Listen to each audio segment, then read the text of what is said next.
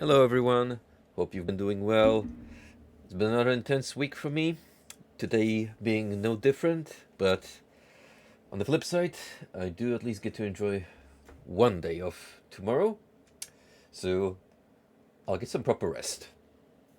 Which means I can stay up a little longer if needed, which we will see about, because we have started the third chapter of Giants, taking on the title role of the Kabuto, rather Delphi disguising herself as Kabuto. So, not the real deal per se, but Kabuto adjacent. Let's put it that way. On a different note entirely, I've noticed that ever since I introduced the simple rule set that you have to acknowledge while joining my Twitch channel, I haven't really gotten a singular advertisement account.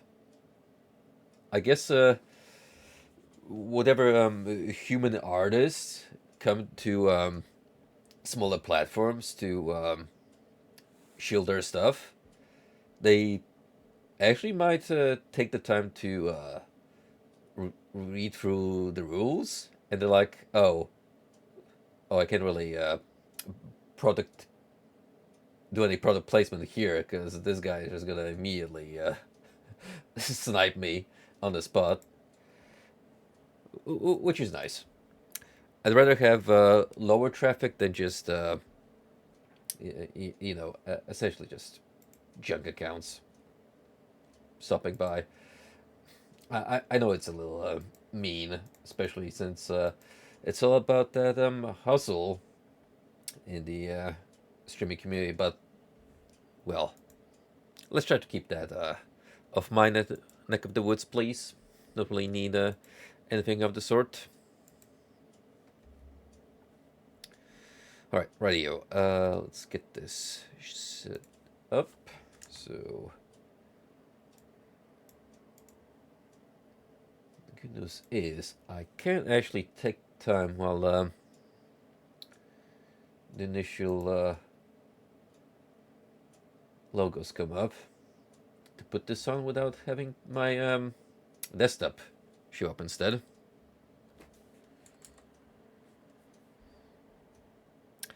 Do we want a refresher on the introduction cutscene for Mission 2? Yeah, I think it's been long enough, and surely one of the reasons why we play through Giants is to enjoy the solid writing and top-notch humor that it has come to be known for. Speaking of coming, here's the coming of age. Oh, this just straight up throws you the sequence without any kind of build-up. Enough evil smarties to grow once more until your full magnificent girth. Feature length. Once you're at full size, use your adrenaline attacks to break through the metal door. Try throwing your enemies at each other. It's like a high-speed car collision without the cars. So, nothing like that at all. Once you reach full size, use your adrenaline attacks to cause a large area of damage or destroy a whole building in one go. Yeah, we kind of got a appetizer for all these mechanics in the first mission, but this is yeah, just more of learning the ropes. Compared to the other two playable characters, Kabuto has already proven to be quite the unique for the protag.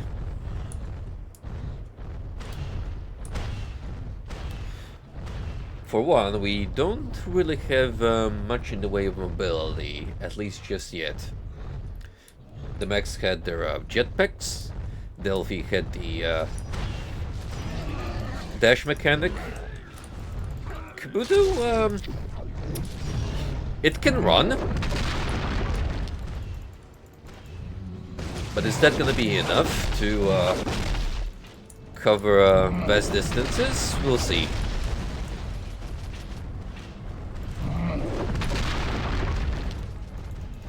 I will say though, the power fantasy of playing as a giant hulking monster flailing small creatures around, I do enjoy.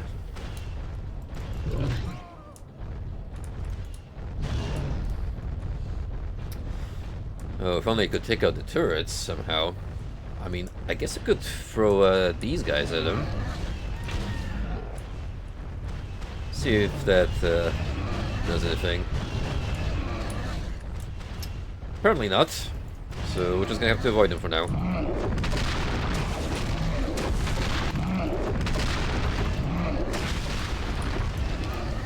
Oh, they are still trying their earnest to snipe me. I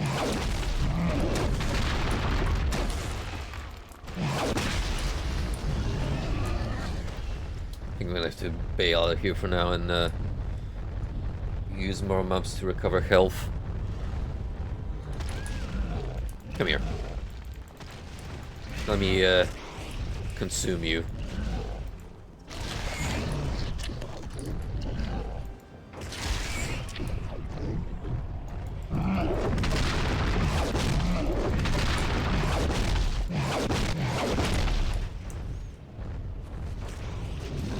Can I pick up the large ones? Sure I can. And they seem to give you more health recovery, which is a nice touch. The larger your victim, the greater the health restored.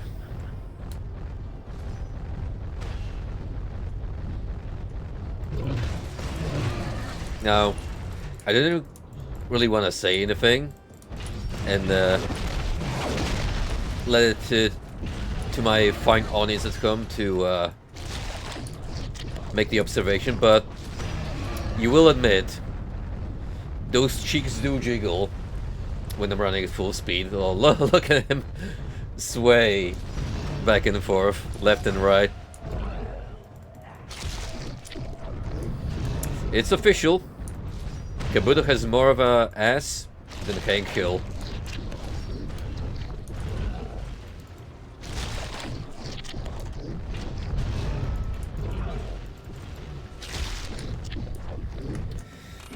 Which button was responsible for the mini-map?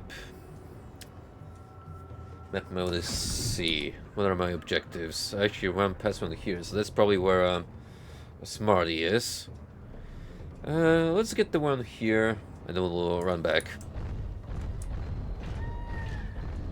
Again, can't really do anything about the turrets, at least for now, so we just have to avoid them to the best of our abilities. I'll keep you alive for now, mister. It's like a standby health recovery, quote-unquote item.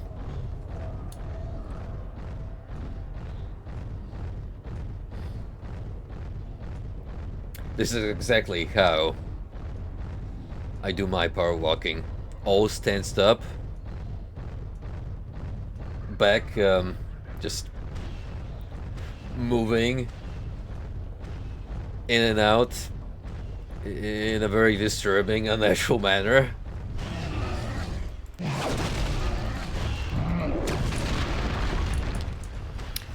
Where's that little bastard? Are you here? Ah. Try to be sneaky and hide in the basement, but well, no dice. So we need one more blue fella to power up.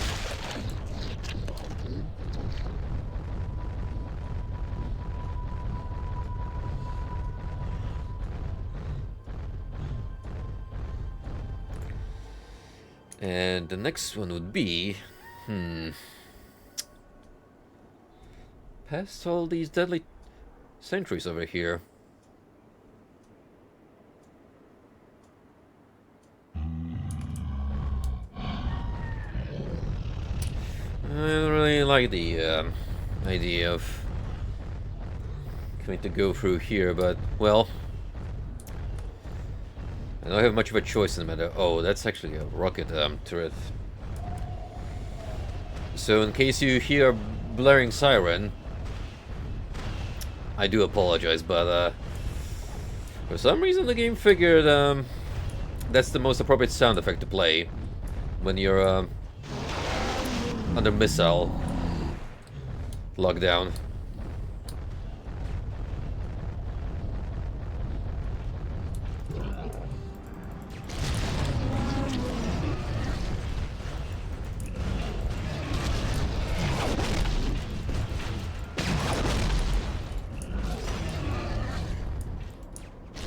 I like that you can actually catch these guys mid-air while they're still falling.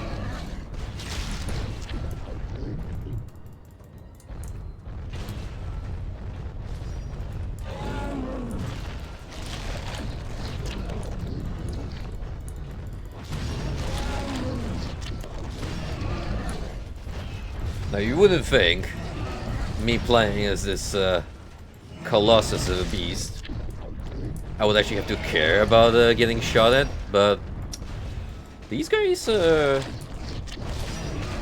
quite a bit.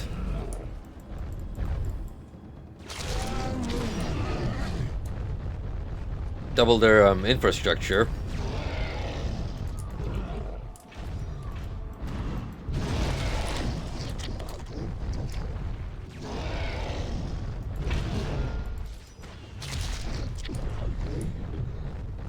Ah, space chickens, good. Even more emergency rations.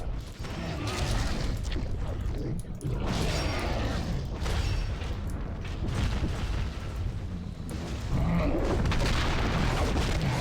mean, you could argue that if I left the barracks alone, I technically have an infinite source of food. Because these Sea Reaper men would just keep on spawning till the end of time. But I'd rather not have them overrun the screen, because eventually that damage up is just gonna keep racking up and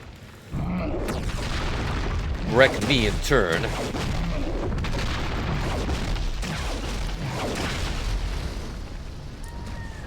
You know what?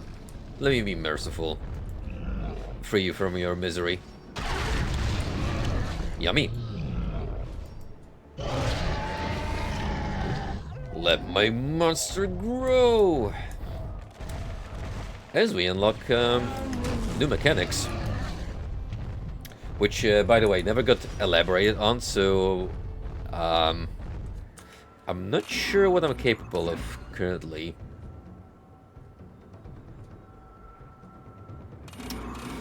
Adrenaline is left shit, lay egg L, summon offspring 2.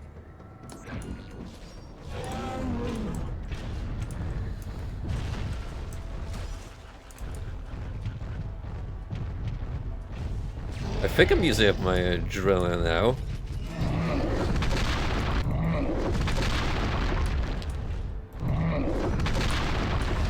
Hang on, can I take a look at my objectives? One more time? I don't think I can. So, I guess I'm winging it for now.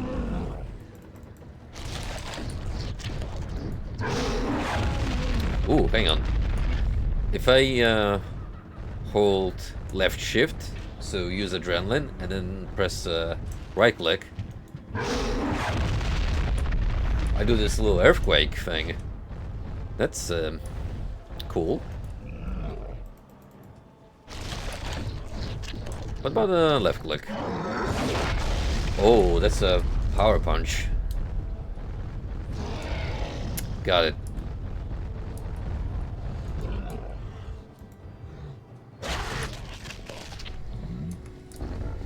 Alright, we're gonna ignore that pesky sniper.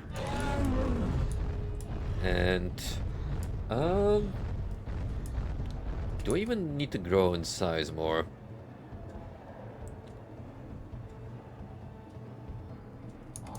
Well, that depends on how many Smarties we have remaining on this map.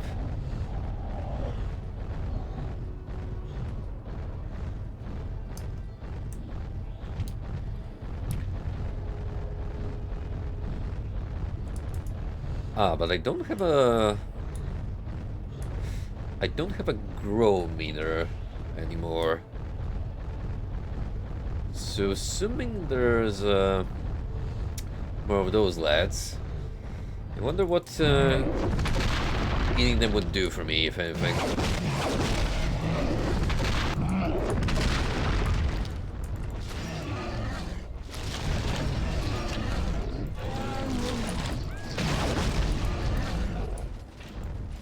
I definitely do a lot more damage per hit now.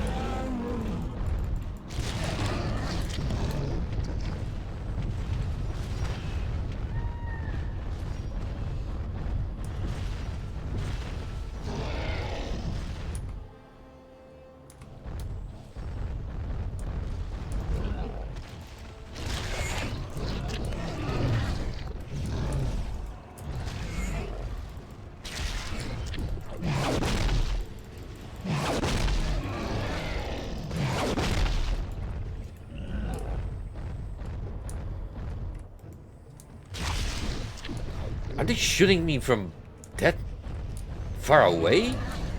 Oh, jeez, that's insane. Anyway, come here, Buster.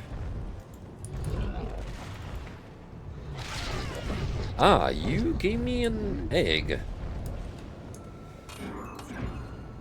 We lay an egg by pressing L.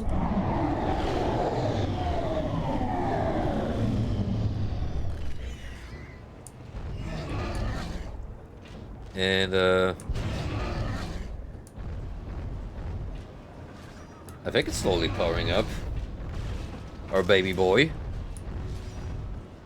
Or do we need to feed it first?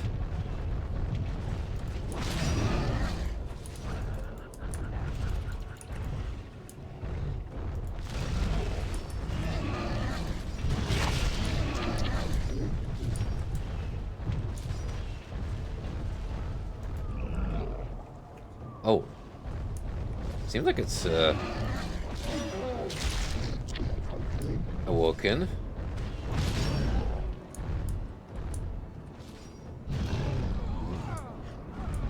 Try to throwing a dude at it. Oops. I think I may have hurt my son. I'm sorry.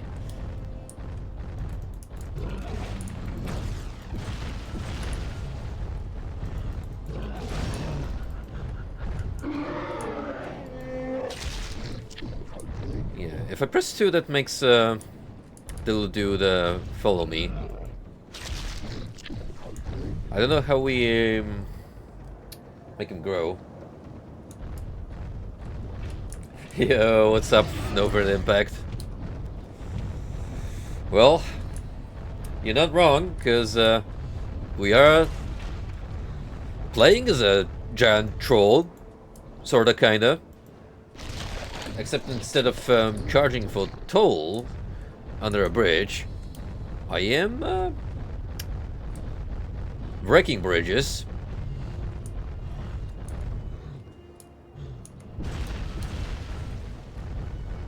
How's life been treating you, bud? What's new with you?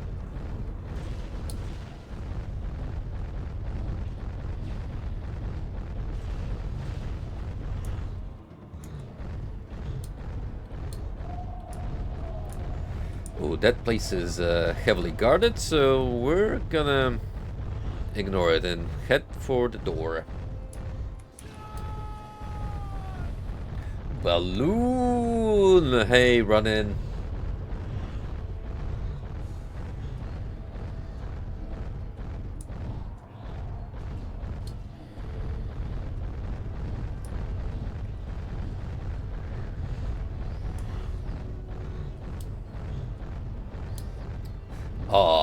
I love the layering in that emote. Usually you see those split sideways, so it's easier to put them in one message, but a double stack vertically? No, I actually haven't. I know SNK has put some stuff up recently, but Kizuna, that's new. No advertising whatsoever? That's a little surprising. Monster Motherhood. Eat still more evil Smarties. Each evil Smartie you eat will allow you to create offspring. Use these darling little creatures to destroy enemies. Enter the polo to go to the next island. Command your offspring to eat lots of juicy, nutritious foes and then grow big and strong. Ah, so I gotta like manually tell my kids to feast upon the flesh of our enemies.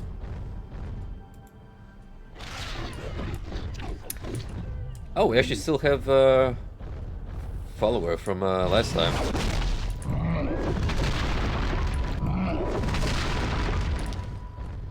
I think. Don't see him around. Where are you at, buddy? Hey, look at him go.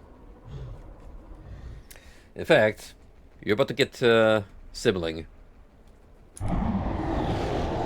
We just take a big old dump.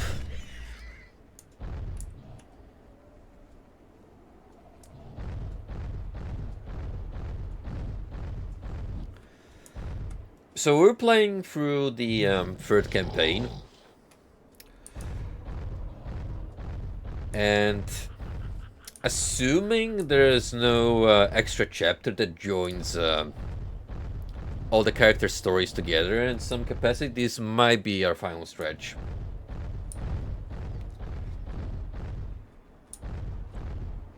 Well, they say it's laying eggs, which is on a certain level correct, but the way that animation pans out...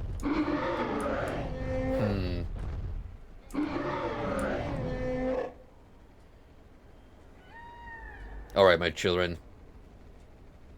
Eat. Consume. Grow large. No, don't spin.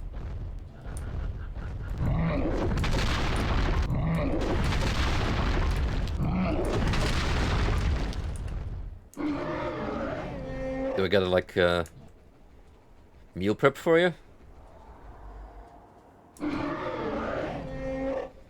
No?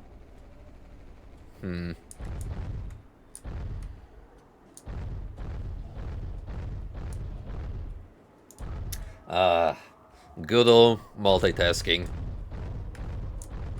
I've actually been leaning heavily to that myself, because whenever I hop in these days, Girls Frontline 2 to do dailies or one of the limited time events minigames to rack up some currency, I'll just have like a YouTube video running in the background to give me some noise.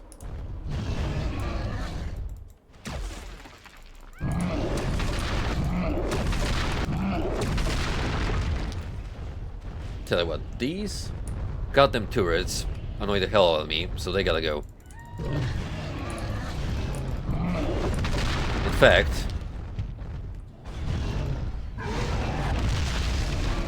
know my anger.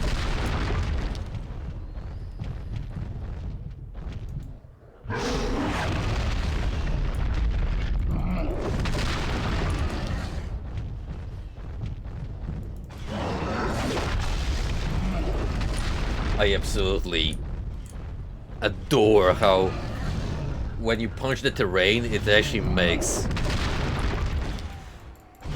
the whole scenery wobble. That is some satisfying effect feedback to make you feel like your attacks have an impact on the environment.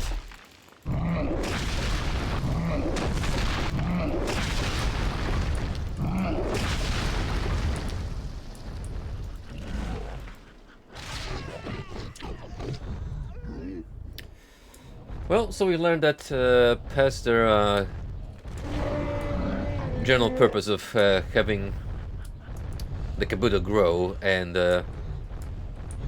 give us these adorable critters that don't seem to do much else. Because again, I'm clueless as to how I'm supposed to have them feed and grow in size to be of any kind of help. Oh, actually, maybe they gotta eat the Smarties.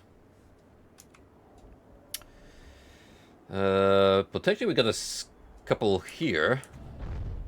So I'll try to preserve the high value targets.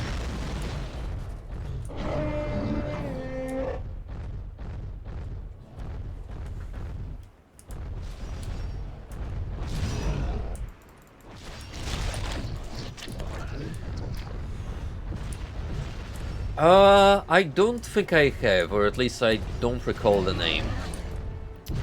I would look it up, but since I'm using full screen capture currently, it's gonna be a little messy once I tab out of the game.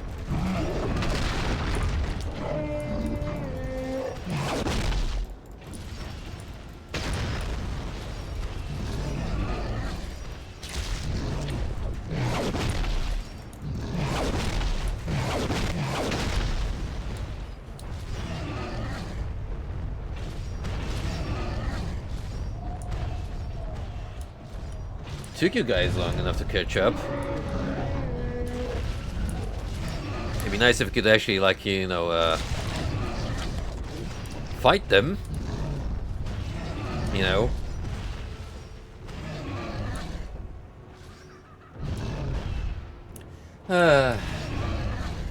It's just like having real kids.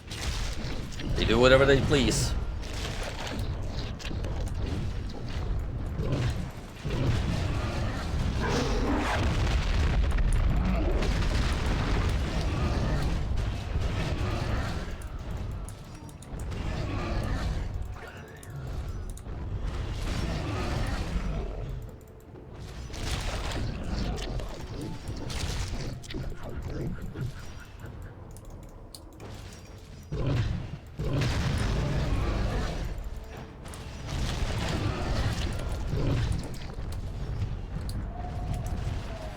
Okay, those barracks need to go.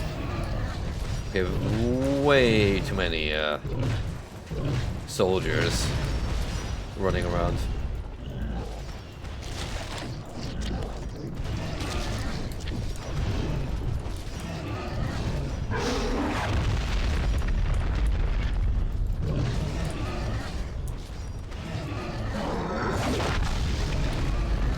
I wish the tram would actually knock down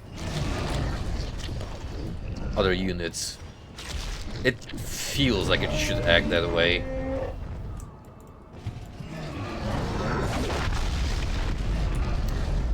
Kinda does. Within a limited radius.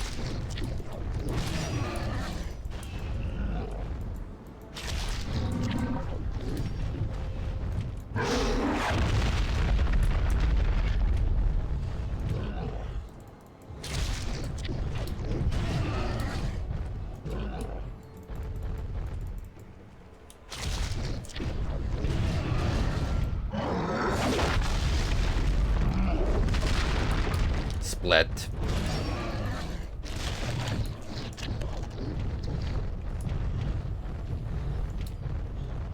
And now the final cleanup.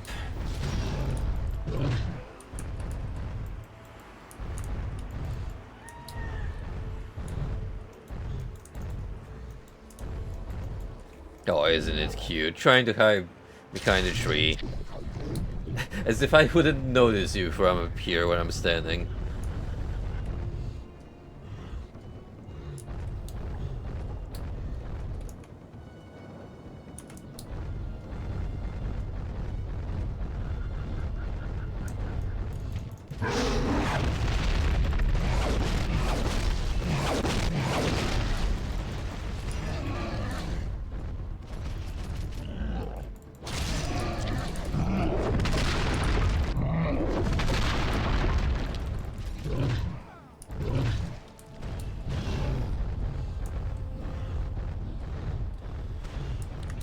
coming up to a heavily protected area.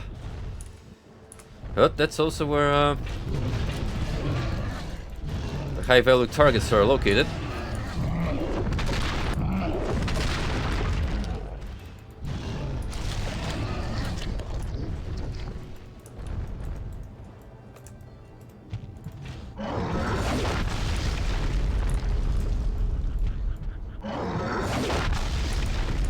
Kind of hoping that will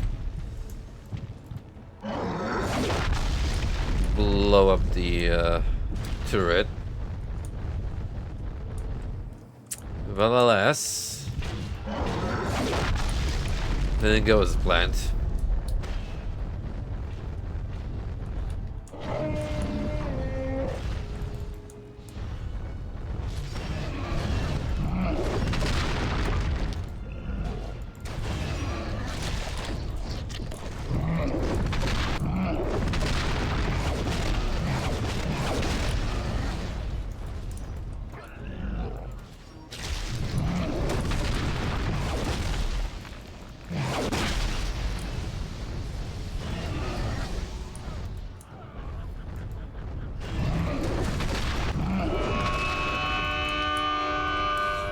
Ow. That's exactly what I was not looking forward to.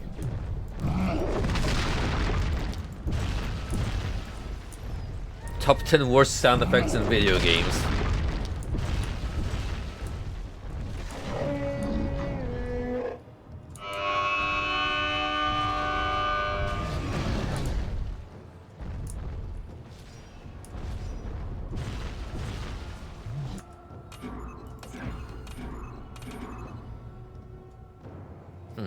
Apparently got a bunch of roars I could use. Whatever use spike is, I don't have that activated yet.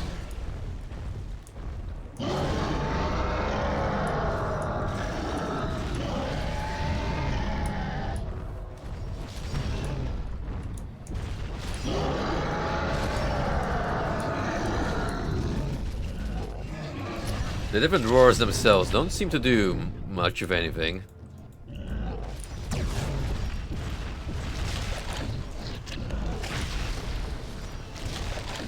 Also, I think I've lost my kids.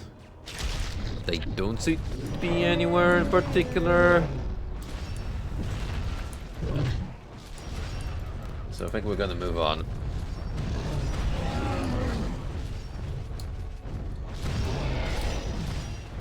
Oh my word.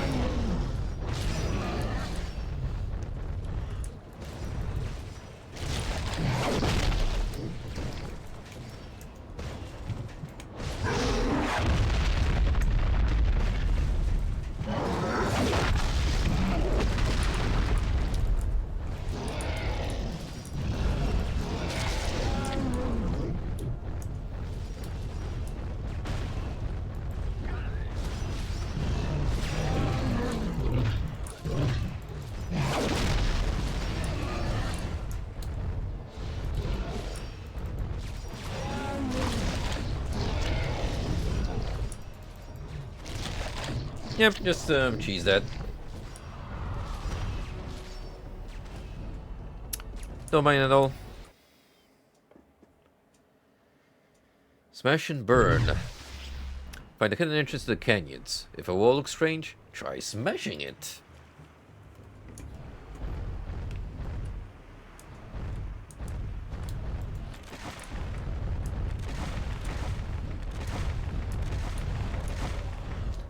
A little more color this time around. Look at that lovely skybox. Oh, that is a ton of units. Got ourselves a little army up here waiting for me.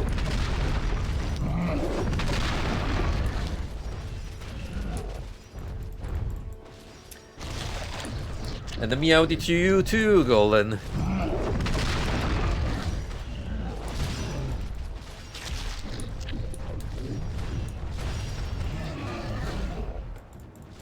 Has life been good to you as of recent?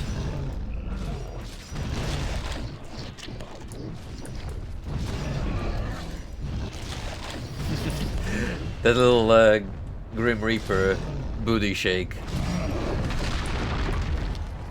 Maybe think of Ghostface for a little bit, because he's part of the Fortnite Mirrors this year, together with a host of interesting crossovers. Like we got Scooby-Doo on the lineup, all of which look really good, as in the gang. And that's with Scooby himself, despite the fact that they have him walking on hind legs, like cryptid would. I know he does that canonically in the show, but it's still pretty damn weird.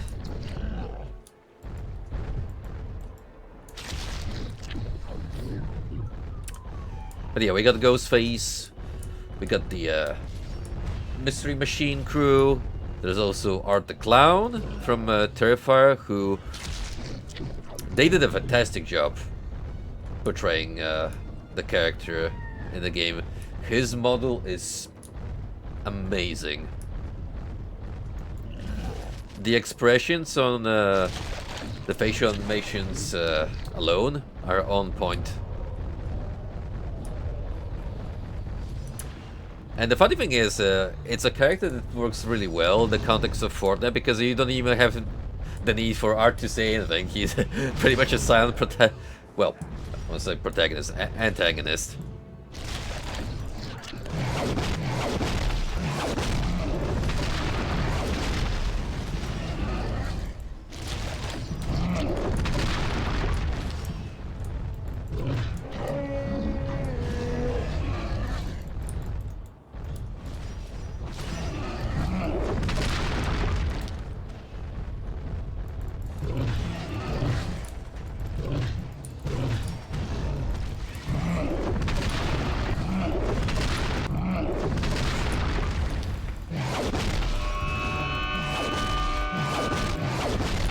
This is, I imagine, how each of us felt as a kid when we walked upon an ant colony.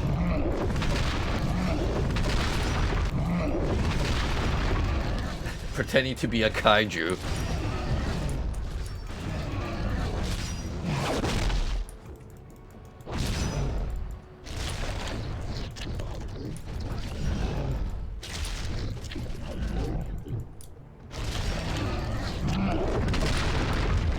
The temptation to play Godzilla by Blue Oyster Cult is strong.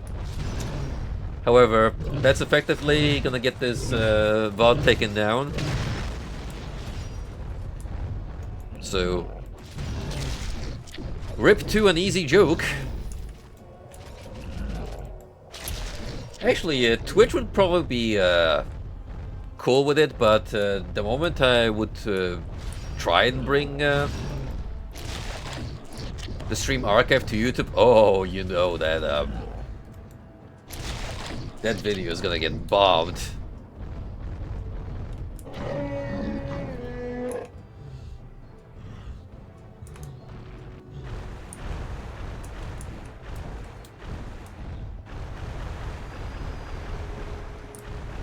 Man, look at this water. It's so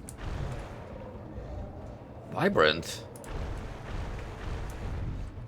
And the canyon, it's like Planet Suicide realized, hey, we have this decent color palette at our disposal. Maybe we should actually try and put more life into our game. Show off what this engine is capable of.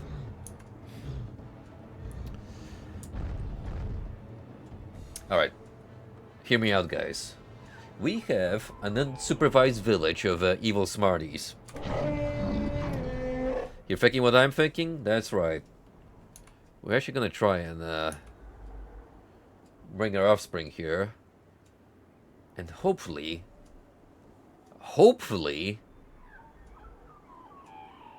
they will dine on the villagers. They don't want to eat Sea Reaper Men, nor the weird alien ostriches, or whatever they're the closest approximation of to actual fauna. I don't know, maybe they're just picky eaters. That would really be, you know, out of the realm possibility, since we're talking about children. Wait, where are you coming from? Did you actually climb up top somehow?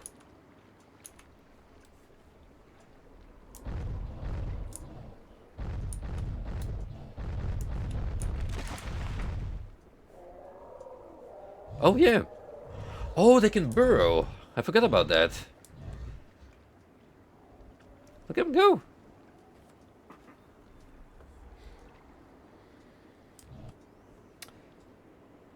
That's a very handy mechanic.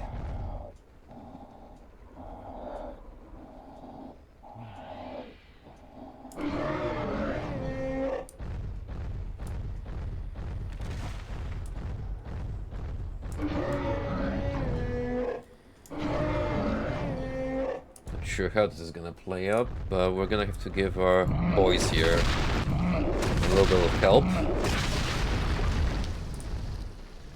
Namely, make sure the Smarties have nowhere to hide.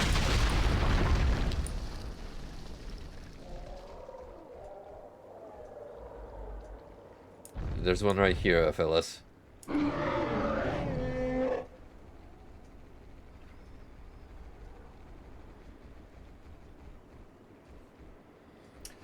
No? They just don't want to do anything. How am I supposed to make you grow if you don't want to engage at all?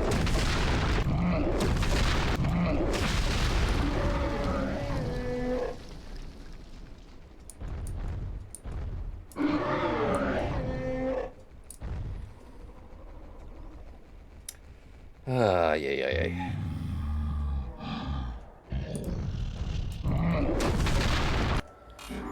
Am I missing commands for you guys?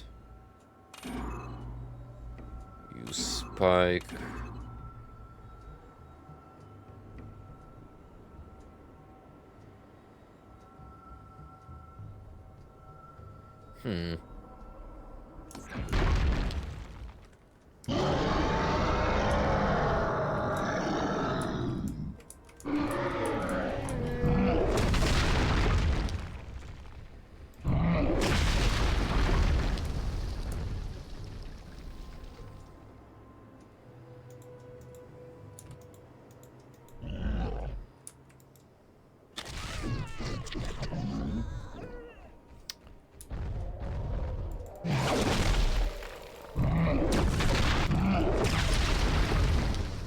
Either this AI is busted or I'm just missing something.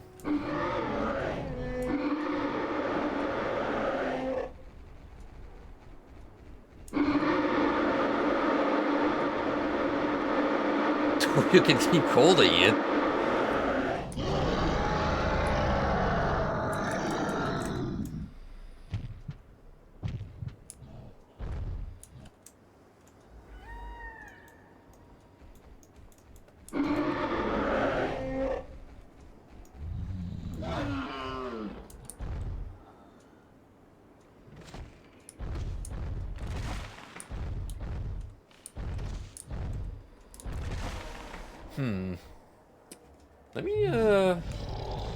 Let me see if I can look this up.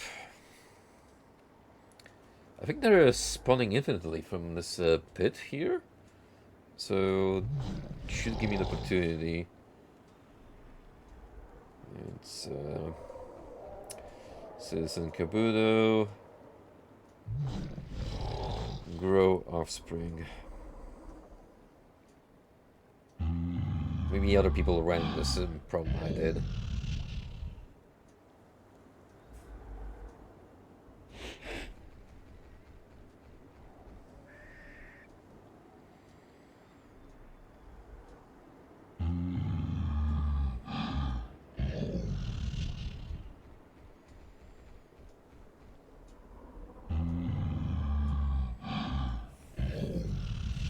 In game, I have one of the little critters and hold the offspring mode down.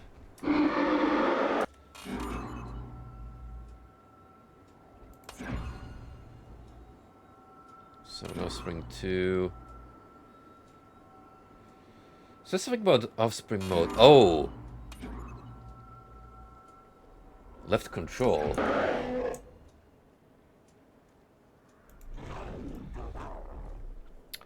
Ah, there you go.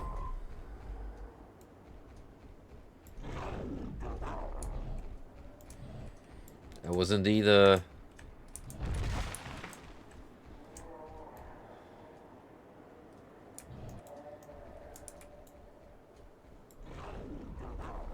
missing something.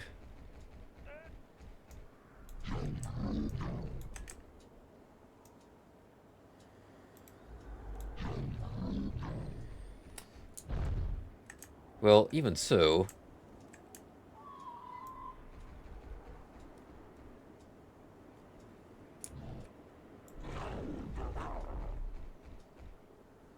doesn't want to eat the villager.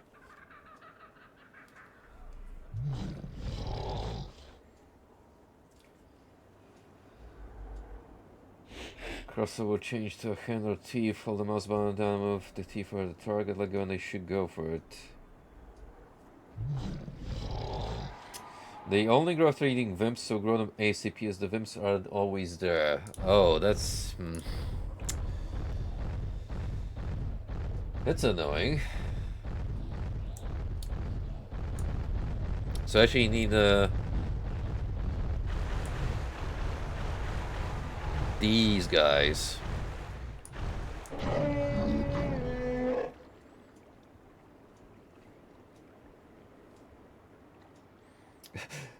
Someone replied to the thread, controlling offspring is pretty much broken.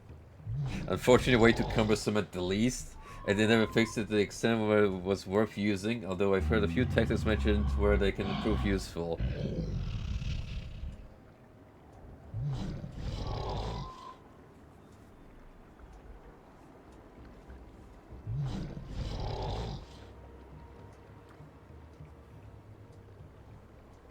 Too cumbersome to be worth it.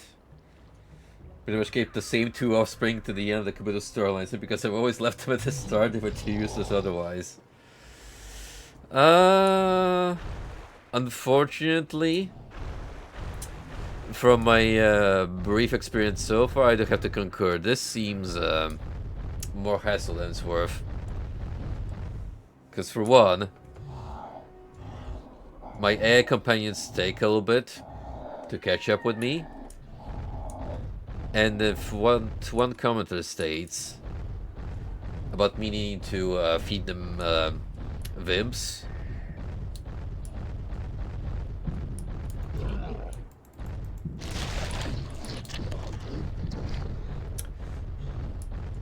I'm afraid you are gonna remain Babs until the end of this playthrough. Sorry to say.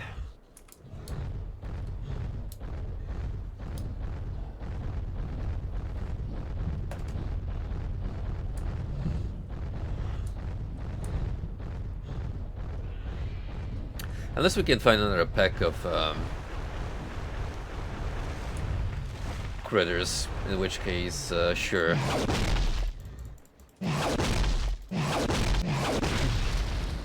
Oh. That went away way too quickly for me to even process what happened. Find a pillar of volcanic rock and smash it. Grab a boulder from the broken pillar and throw it at the nearby barracks. Watch the shrapnel fly. Don't be stingy with boulders. The pillar of volcanic rock will keep giving you more.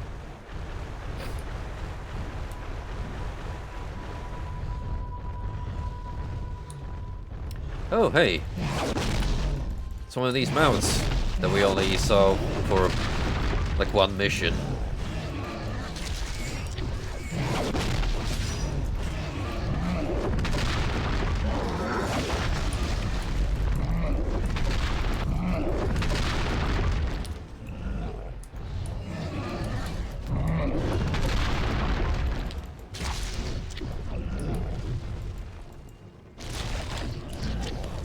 Pretty chill this time. I mean, at the end of the day, he doesn't really have a rider to tell him what to do, so you know what? We'll leave you be.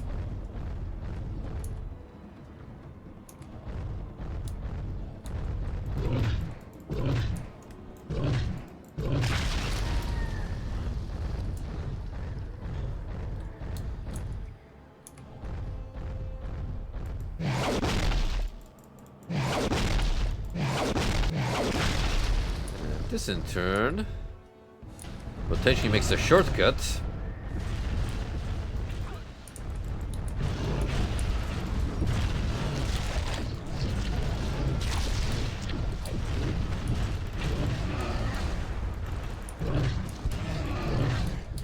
Oh, the kid's so godlike for dealing with swarms of opposition. You can pretty much just get rid of them quickly.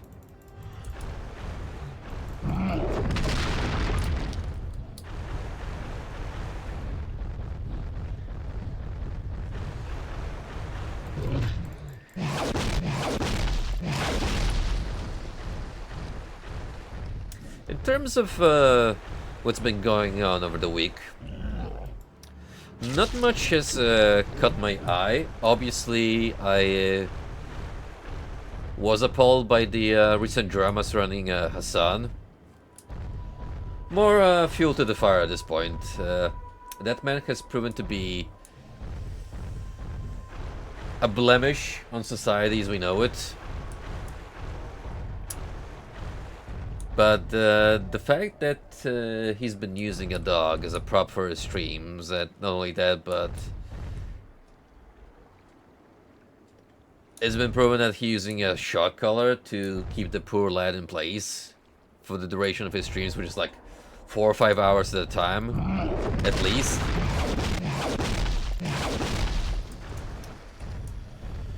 Not a great look. I want to use stronger terminology, but I don't want to get myself riled up.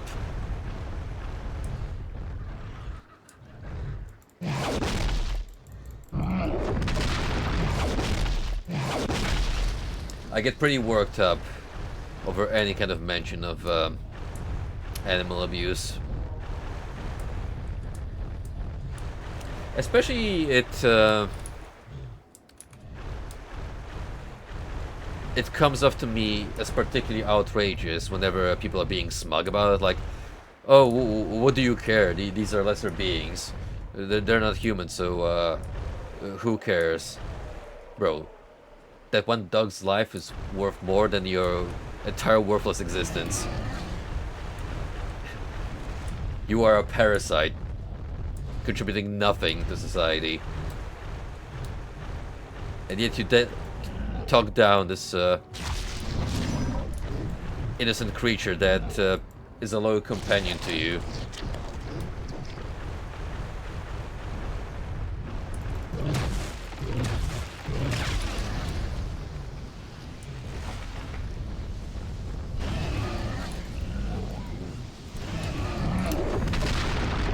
Hassan Piker. That man should have been, oh shit. Oh, this could have been the enemy. Because the moment you so much as dip your ankles in deep water, those piranhas are gonna make quick work of you. But anyway, what I was gonna say. Hassan Piker should have been banned off Twitch a long time ago, because this isn't the first, nor will be his last stunt and blatant display of him having any kind of disregard for basic human decency. But I think my theory, and a lot of people, is too much of a cash cow for Twitch to get rid of.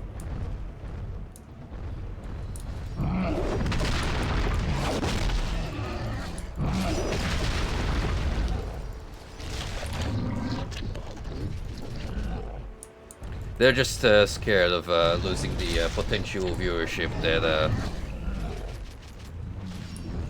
Hassan's streams garner on the platform.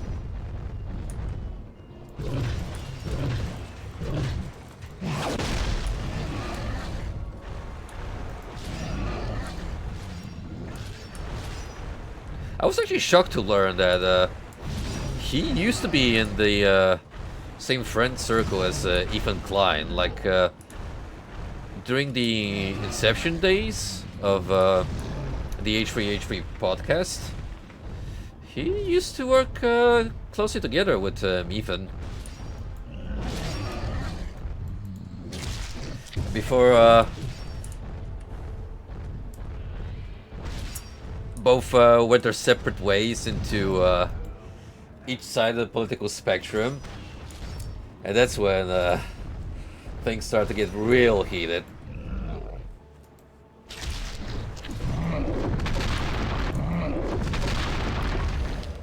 Which brings me to an interesting observation. The final endgame boss of any big YouTuber is either he gets called out as a pedophile,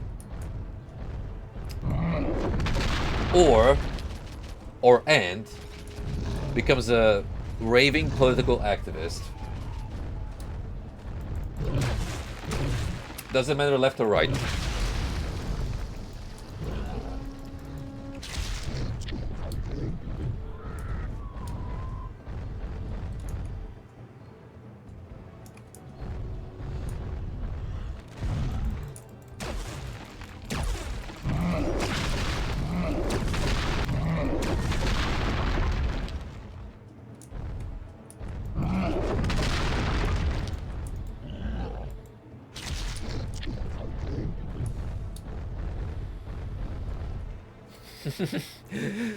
That is also true. The Twitter police is great at digging through old messages and finding archives of people saying the naughty word. Either it's like a one-handed joke comment, or legitimately with ill intent in mind.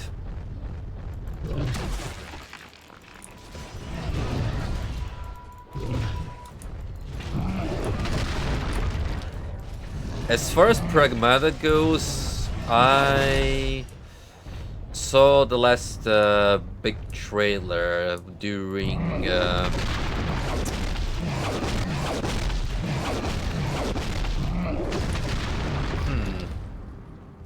probably Summer Games Fest.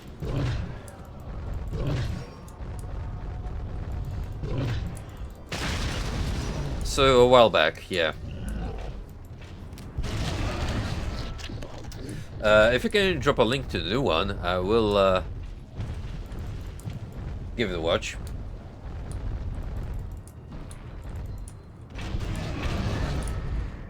I do have a passing interest in that game because it is Capcom trying something a little different compared to their go-to Golden Goose, Resident Evil.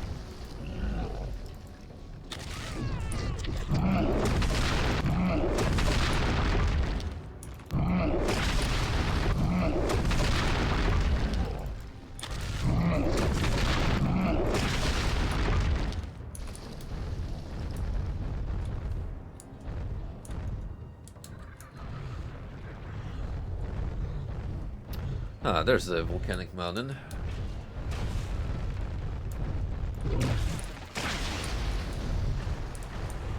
I shall proceed there in due time.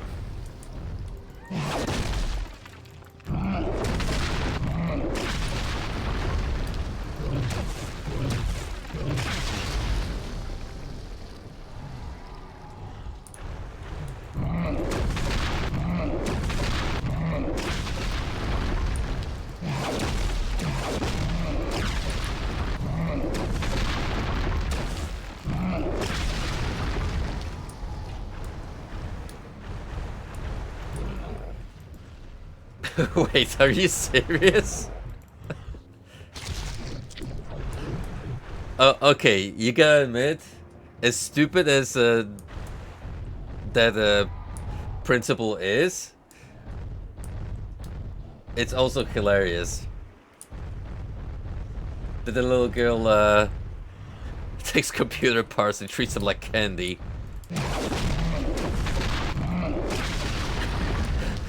Yummy, ram sticks, my favorite.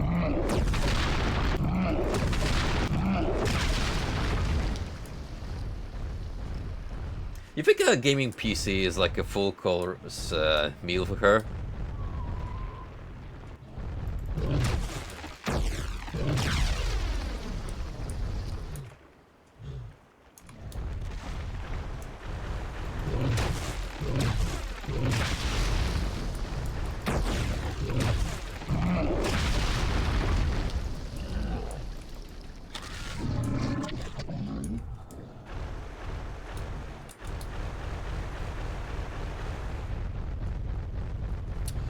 I'm just gonna wrap up here to our objective.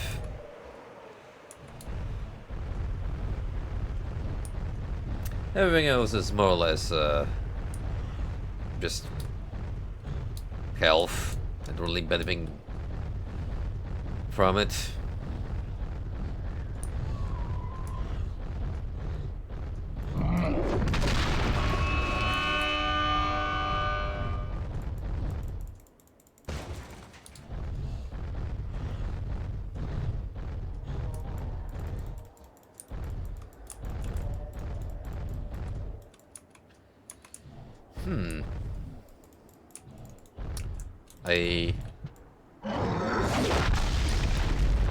Okay, I can't damage this building conventionally.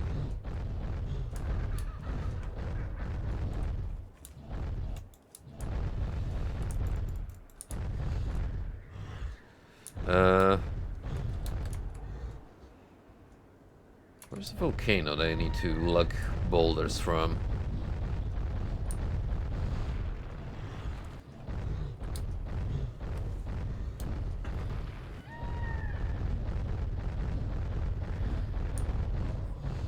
I was making fun of the offhanded comment you made about the pragmatic girl inging a disk drive, and I was wondering whether, like a gaming PC, she treats this as a proper meal, sits down with a fork and knife and just starts biting into it.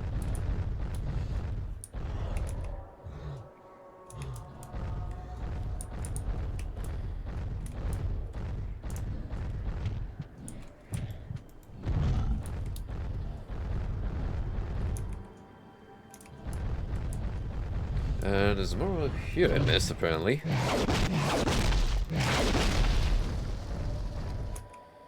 It's another village.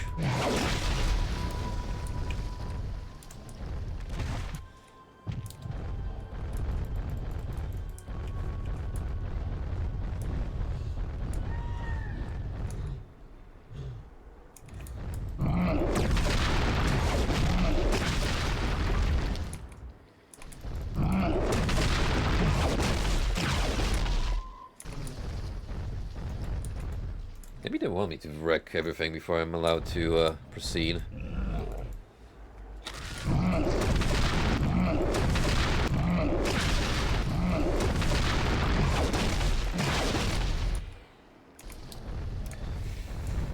Fine by me.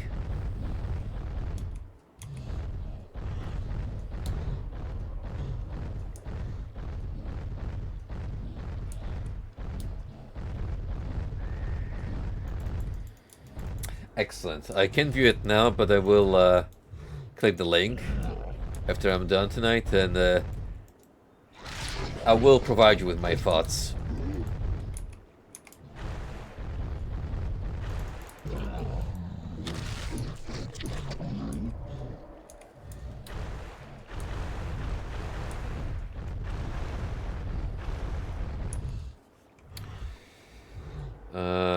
Right, this is where I try to learn the mechanics behind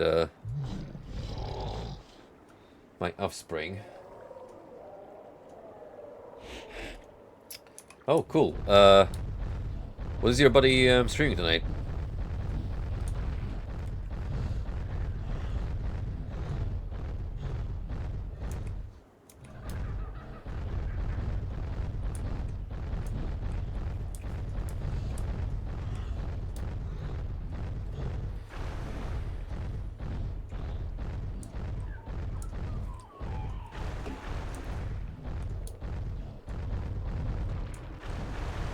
I don't know how long I'll be live. It all depends on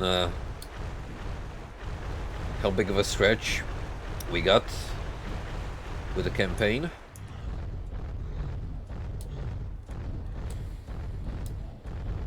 Might be another hour, maybe 2. We'll see.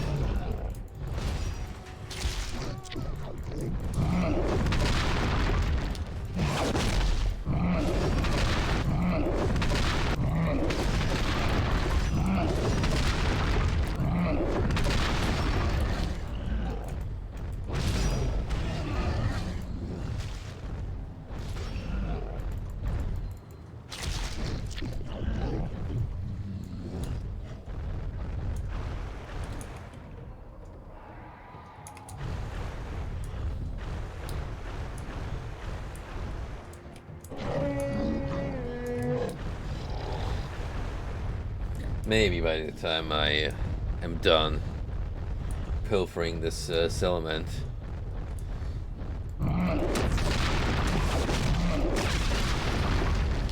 those 2 rascals will catch up.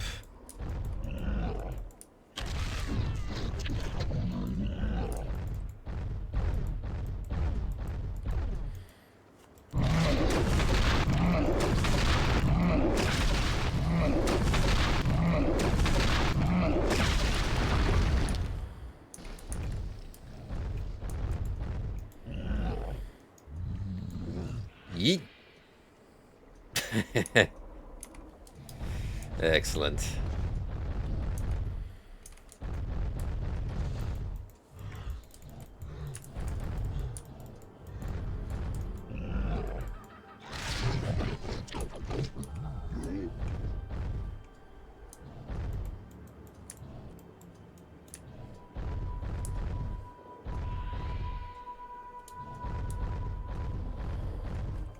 Well, does another one of you want to come out there, or are we done? Have we exhausted all the Smarty population?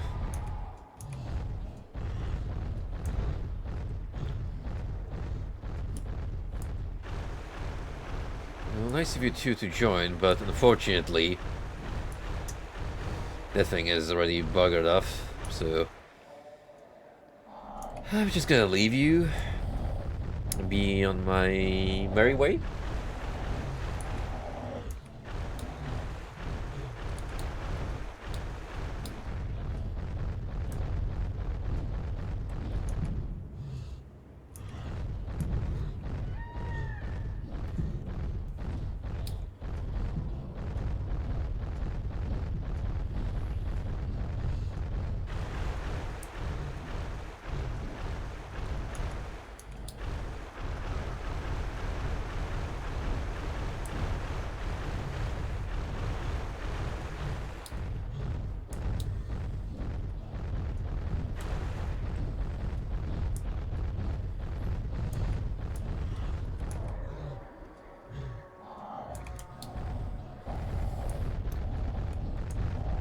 I will say this is a pretty labyrinthian layout.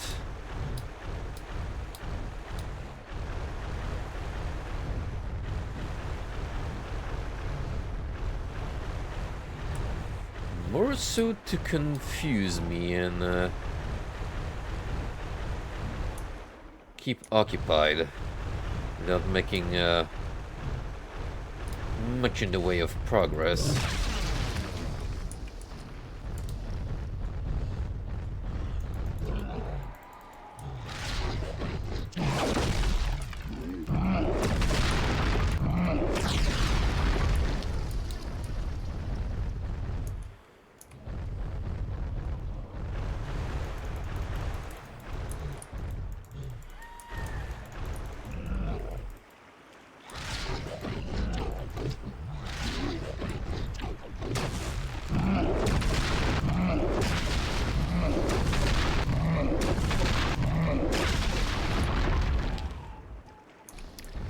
As far as I can tell, we got everything cleaned up, besides the base itself. Hang on, maybe I gotta climb up here. I haven't really thought of that.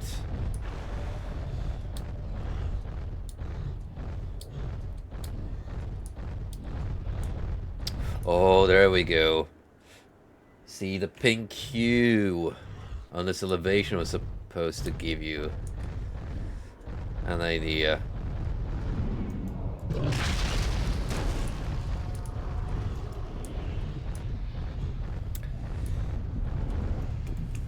Anyhow, let's play ball. I say as I completely flubbed that up.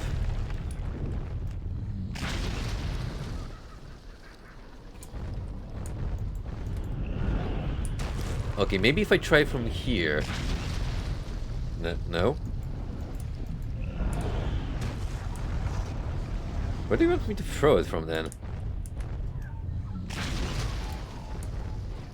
Like, actually take it all the way to,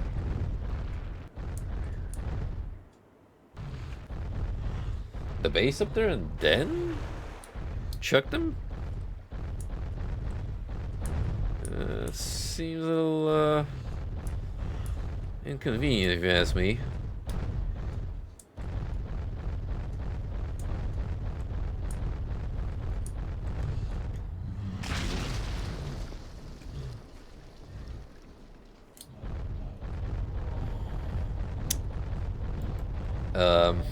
Well, it's official. I guess I gotta be right next to the building. Otherwise, these rocks just instantly vaporize.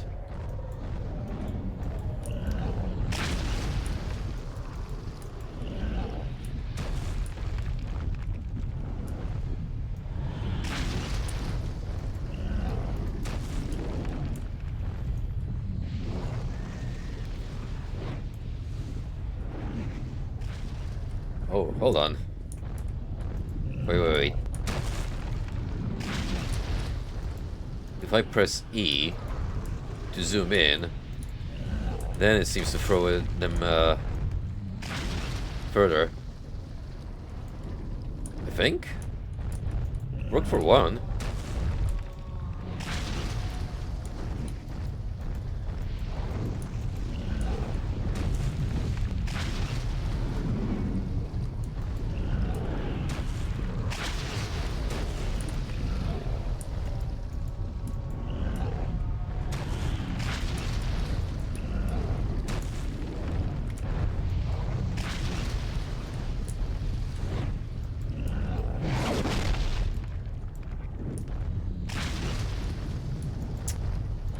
This is very awkward.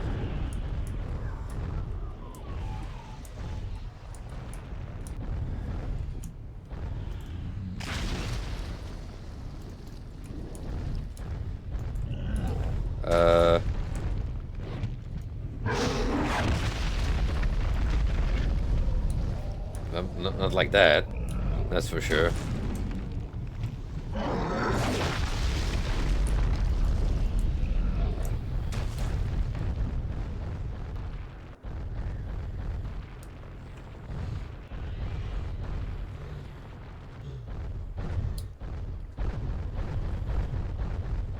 I'm literally gonna stand right next to that citadel.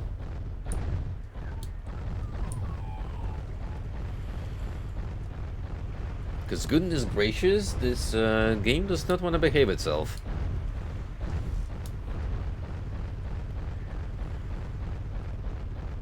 Pressing right click, boulder explodes immediately.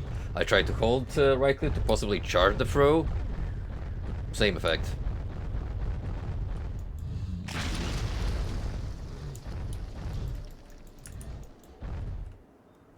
No idea that worked.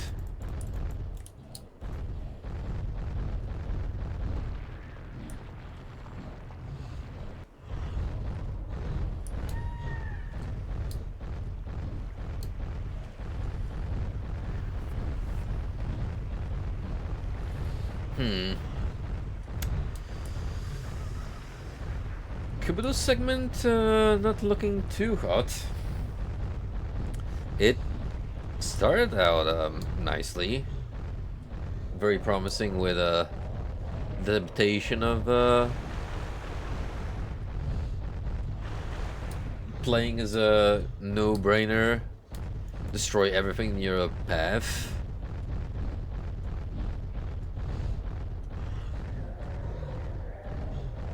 Absolute beast. But now it's getting a little wonky, to say the least. Like half of these gameplay features, they just don't work.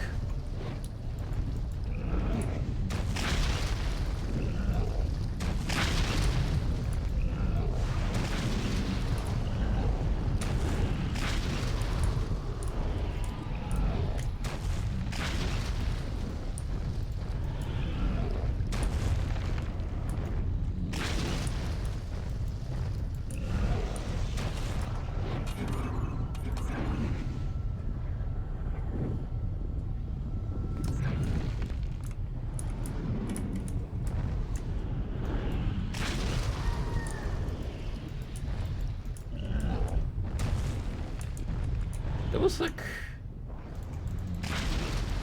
one instance where I managed to lug it all the way down there.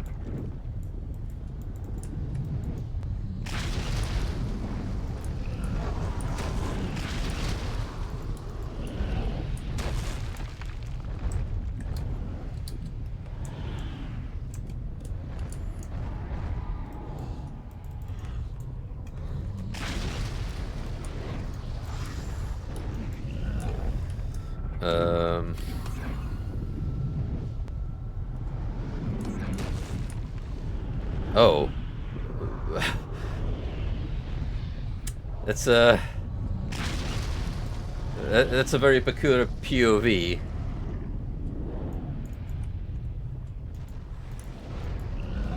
I'll say that much.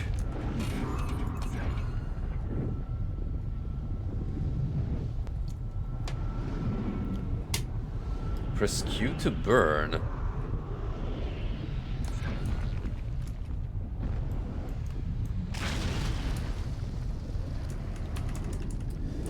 Doesn't work.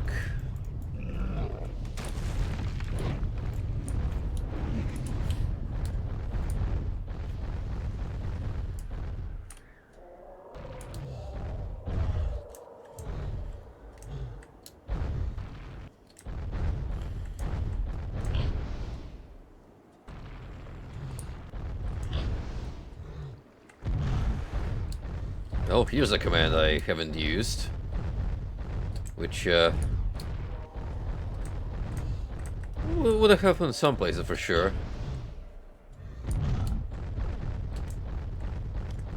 Like for instance, getting to sentries that are conveniently out of melee distance.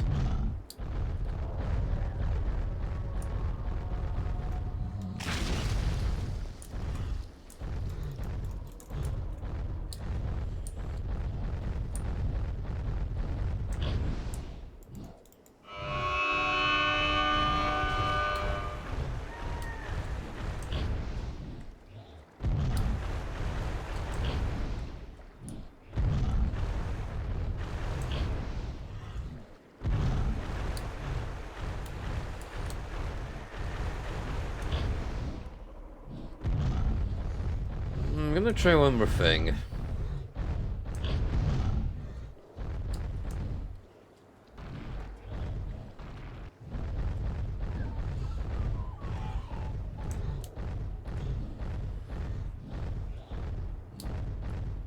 Can I smash this pillar again?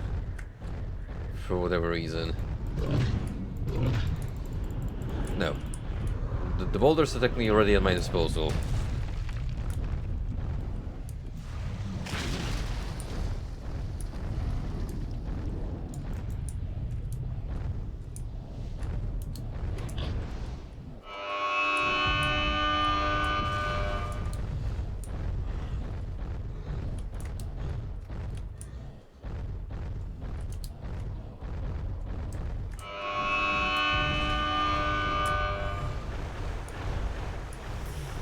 Nope, that didn't work out.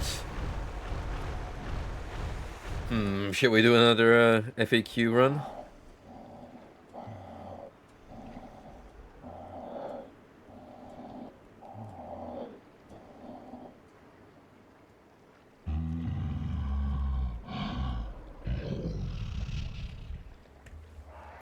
Oh, another conundrum someone has run into.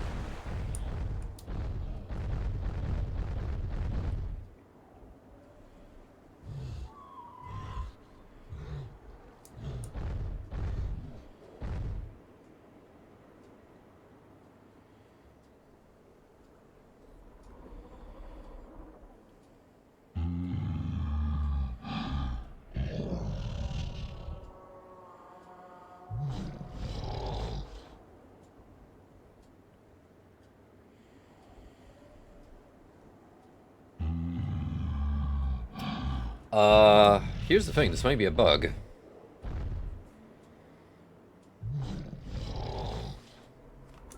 What version of the game am I running? Oh, 1.4. The most recent one is 1.5. Some changes from version 1.4 to 1.5 had some unforeseen issues regarding damage being dealt by Kabuto.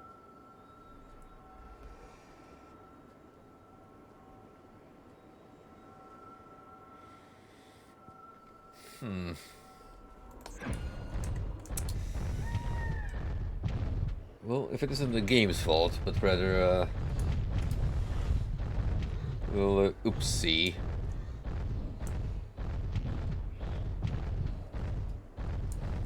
With the game files being consistent, it would be understandable.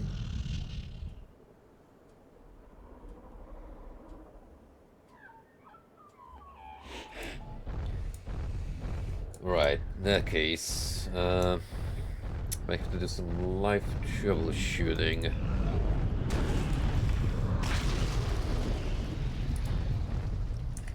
Hang on, I'm gonna go out of here then.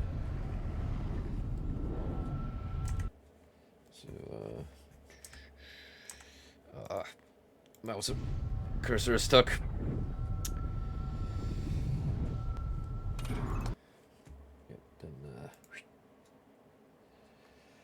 Leave that here, and I'm gonna try downloading the patch.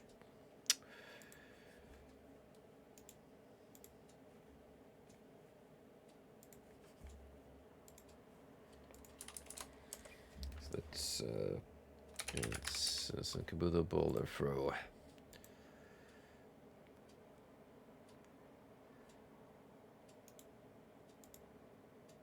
Hopefully it's still up there.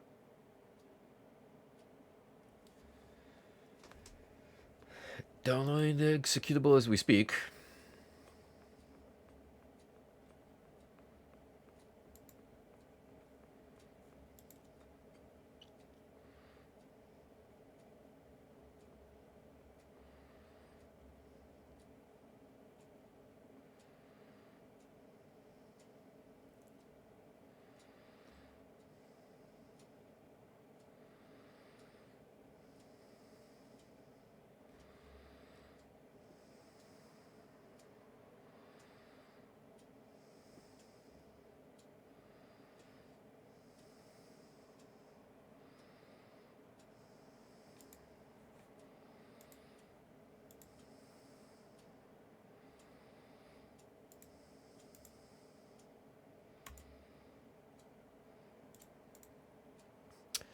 GOG. It is currently patching the game. Strangely enough, the issue the guy is speaking of was reported on 1.5, which is the installment I'm currently bringing my version towards. But hey, maybe that's what I need.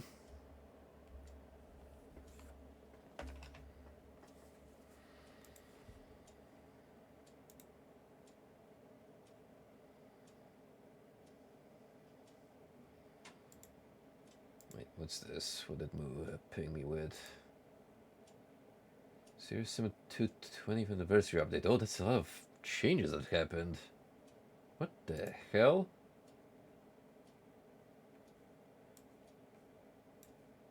I'd actually have to revisit the game if they had a lot of new content.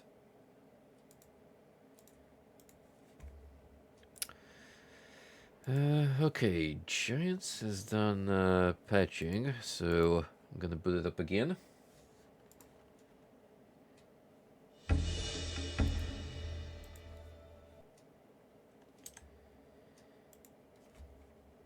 Yep.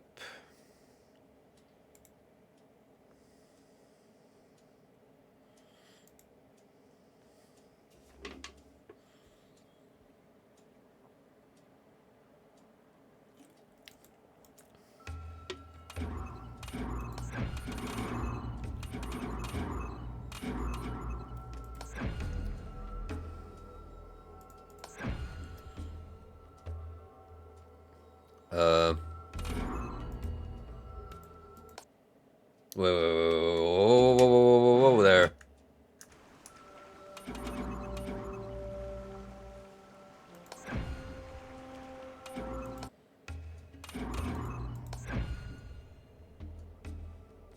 What do you mean? There's no missions. Did it actually raise my progress while I was patching the game?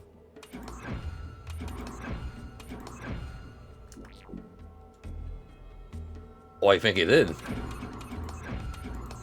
I genuinely think we just lost everything I've done up to this point.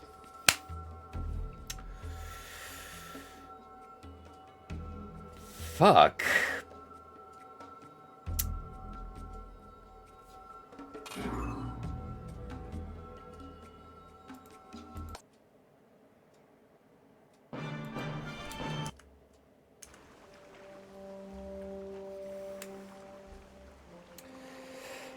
Hello, Fancook. Funny you should mention that. This is something that I'm actually seeing in the exact same troubleshooting thread I was looking through. To enable a cheat, press T or Y, bring up the chat dialog, enter the cheat. All missions are good to go.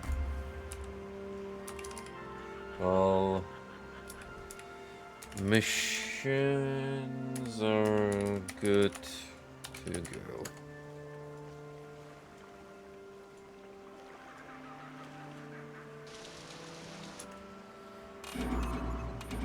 So let's go back to the menu. Yeah, we got him.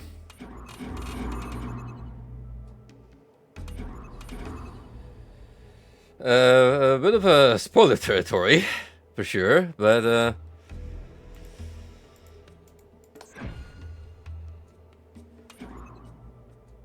okay, Kabuto Volcano. This should put us... no, we were a little further than that, I believe. The fact that you can actually pick chapters helps. Oh, okay, this is after you already smashed the place. You know what? I think I'll take it. Let's just assume that we managed to hurl the boulder and destroy the building. Easy peasy. Find a giant crystal and smash it. You may have limited faculties, but you're really good at smashing things. Pick up the magnifying glass fragment of the shattered crystal. Use the magnifying glass to burn through the crystal gate. You can also use a magnifying glass to fry your enemies from a distance. Well, that sounds fun.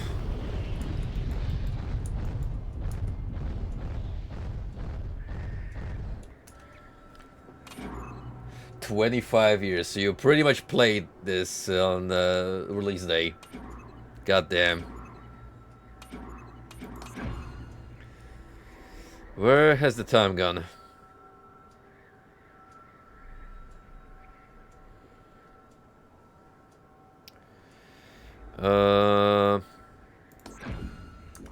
Okay, my controls got swapped a little bit, but that's fine. It's a little more natural now because map is under M instead of C as it was prior.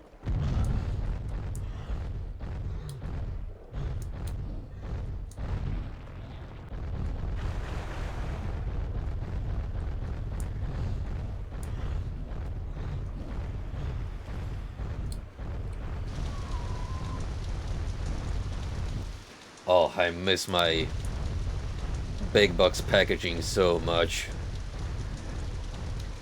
The last games I've bought physical from that era was probably Ultima Online Renaissance.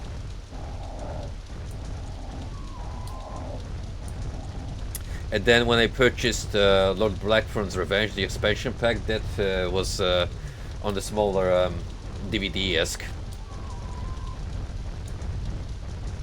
boxing. So that really tells you how far we've fallen as a society.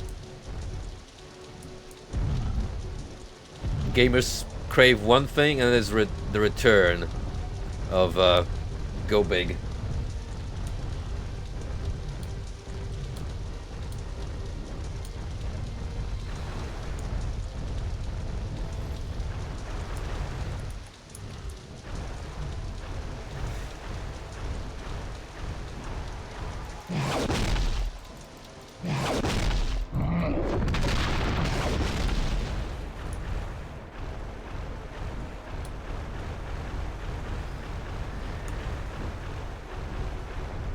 Physical used to come with so many goodies.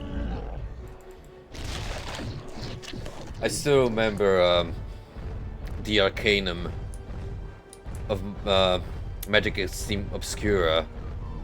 The manual of that game was a treat because not only did it explain to you how to play the game, but it also doubled as a lore compendium, which told you everything you needed to know about the gaming universe.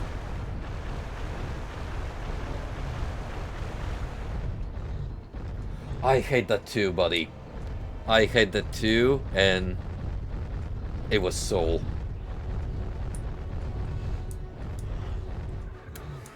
Fuck me, I regret that a lot of that stuff just got lost during moving. The only reason I still have my physical post-2000s media is because they're in the more compact DVD packaging.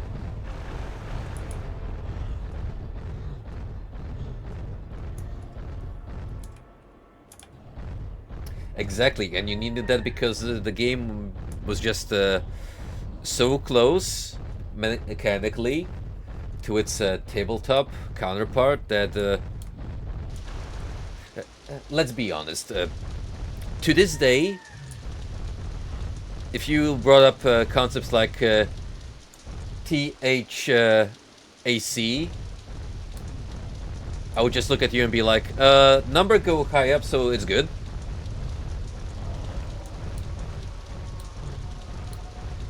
But hey, it was nice to have that at your disposal in case you actually wanted to know a little bit more about how tabletop worked.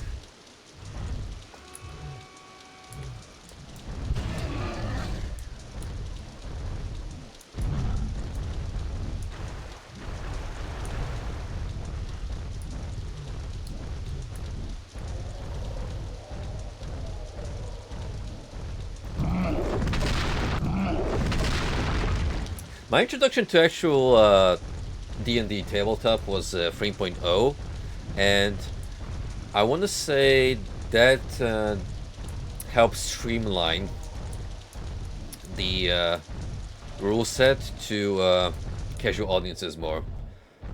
Because, sure, there's still some nuances in that particular era. However, it was way easier to grasp the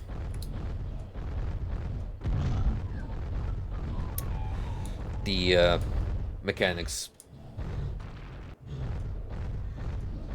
And you weren't just like easily overwhelmed by the sheer number of values, how to upgrade your character, and so on.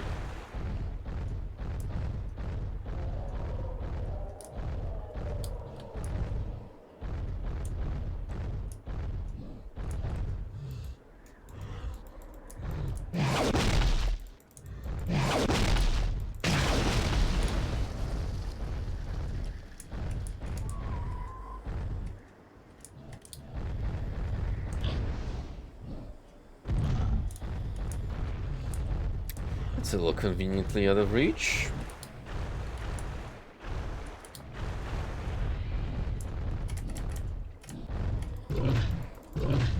You'll need a magnifying glass to burn this gate. Fair enough. By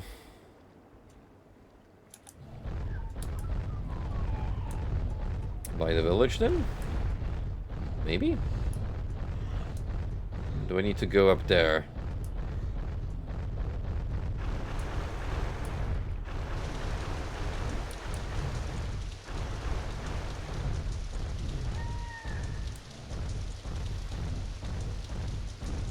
Really?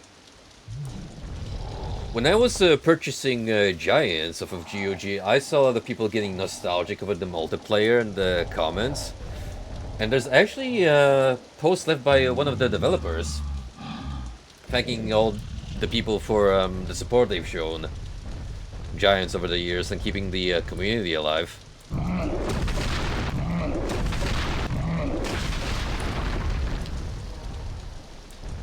Sacrifice I would love to stream someday. I was not particularly good at that game because it does get very tricky as you move on through the campaigns, but I love the concept, and the setting and the gods are amazing.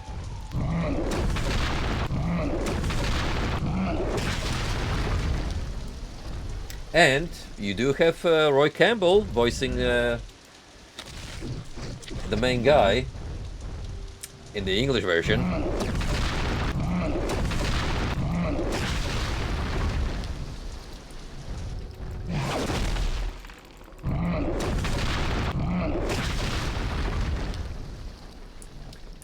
There's mods for Sacrifice? Holy smokes.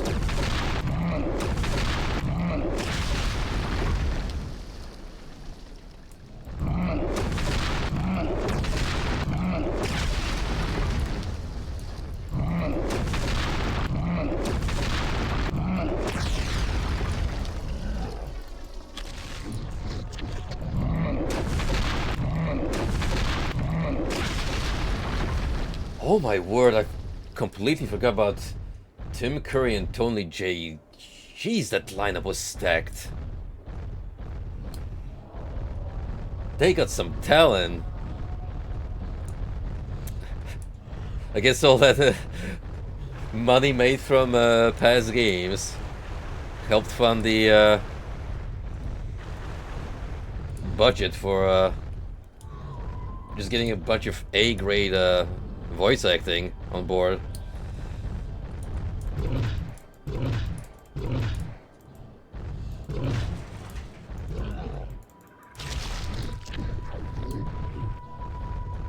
I'm gonna have to look up that mod you mentioned, because I'm curious as to how far they've gone with customizing the game content.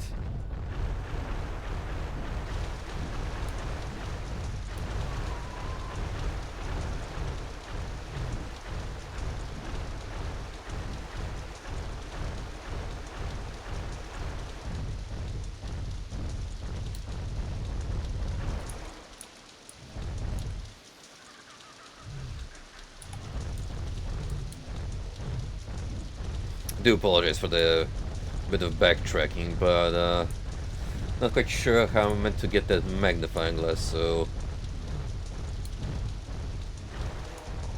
this might involve a little bit of running back and forth.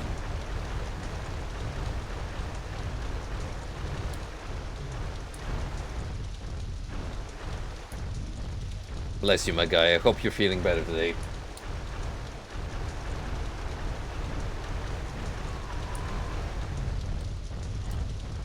But I do appreciate you tagging along for the ride.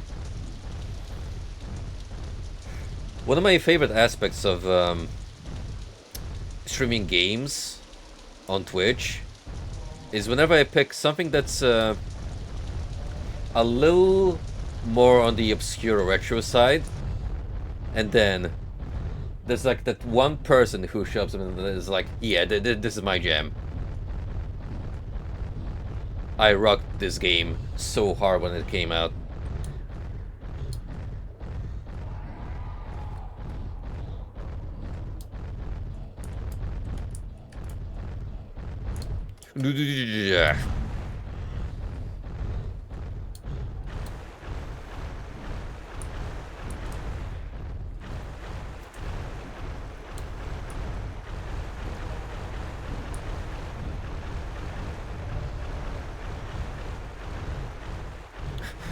Well, you'll be happy to know I've been kind of leaning more into that particular niche.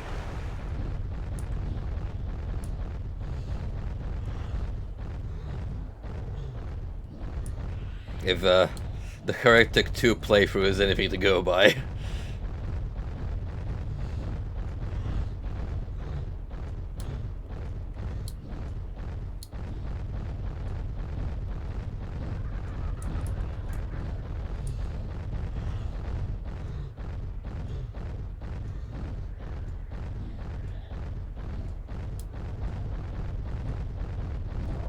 Yeah, I imagine a lot of that depends on how easy the game engine is to modify. I did mention Planescape Torment on my previous stream as I was getting hyped over the Blizzard and Batter mod that's heavily underway currently, and how infamously difficult Planescape is to mod. So that is one heck of an undertaking on that small group's part.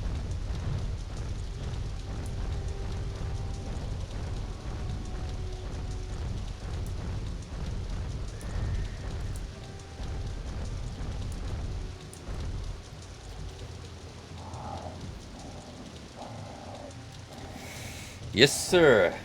And I am proud to be Polish, for sure. It's always nice to see that little bit of a regional accent making its presence on the global scene.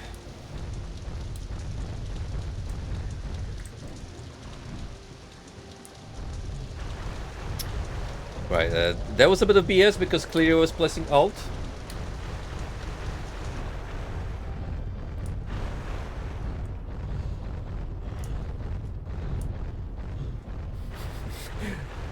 My guy, what if I told you I am Polish, but I actually live in the UK? More closer to the end than you think. Haha.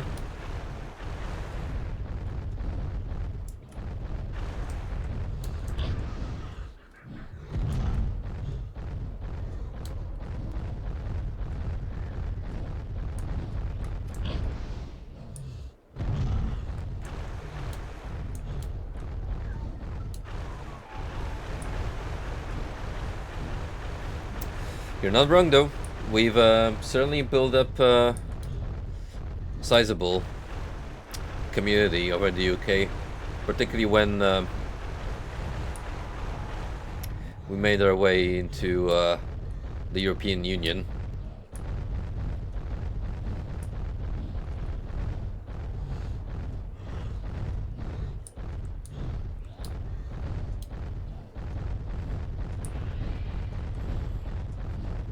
Polish jump scare? Possibly later this month. Because one of the horror games I am contemplating playing on Spooktober is actually made by none other than Bloober, who you may know for the Silent Hill 2 remake. However, those guys have also worked on a couple of original titles like Layers of Fear. And I do have something else from the previous track record that I have an interest in, because it sounds fascinating. I'm not gonna spoil it, because for one, I'm not sure if that's gonna be my pick. But you'll know when you see it.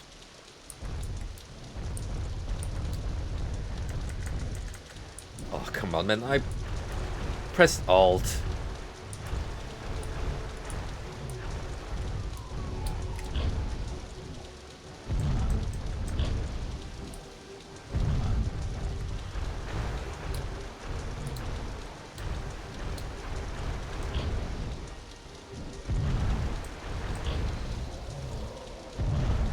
I might just have to smash the jump button.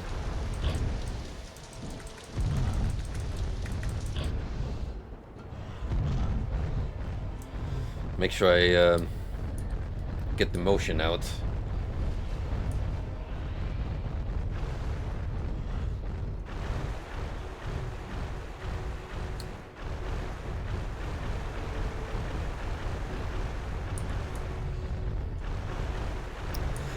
Not Silent Hill if, because I don't think Bloober had anything to do with that one, but they were in charge of working on the Silent Hill 2 remake, and I'm pretty sure they're going to be helming the remake of 1.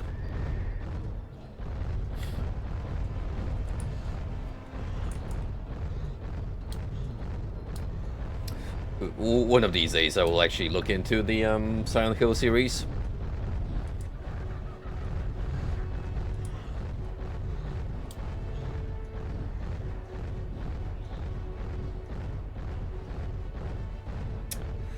I've heard a couple of things about Chronos, but I haven't actually seen the gameplay.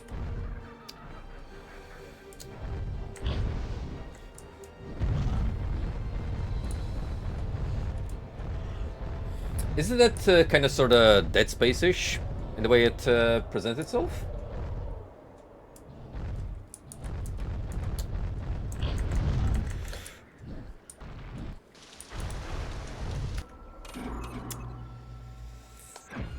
I hate to be skipping missions around, but this is just plain annoying at this point.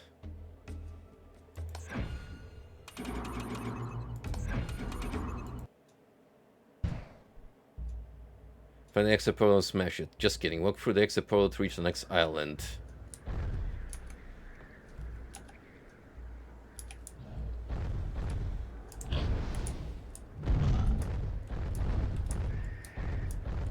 Yeah, clearly you wanted to go through up there and find the magnifying glass.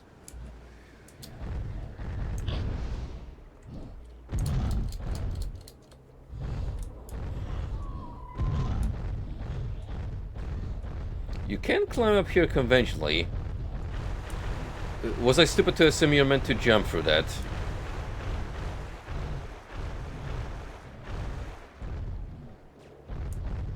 No. And you saw how clunky it is. So again, we're gonna assume that they've done this properly.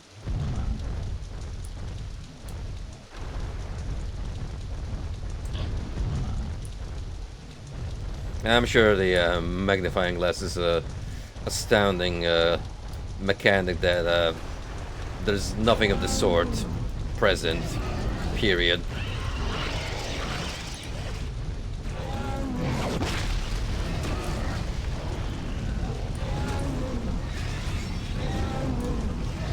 Hey, at least the boulder throwing works now.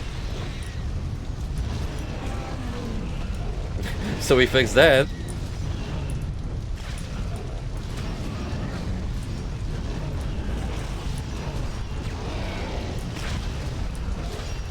Too bad it kinda deals underwhelming damage.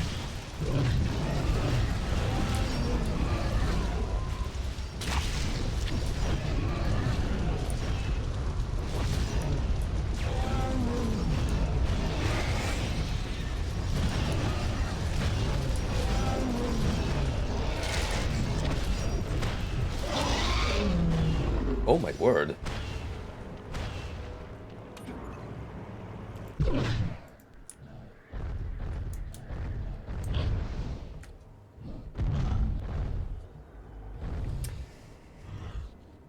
Yeah, they had a pretty big high at like the first two stages of the Kabuto storyline. And now it's like, well, we don't really have any good ideas on how to make this any more interesting, so here's some basic rehashes of existing gimmicks. Knock yourself out.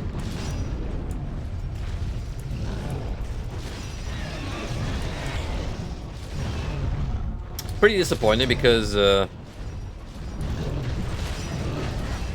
you would consider this to be the most interesting of the playable trio out of premise alone. But it feels half-baked.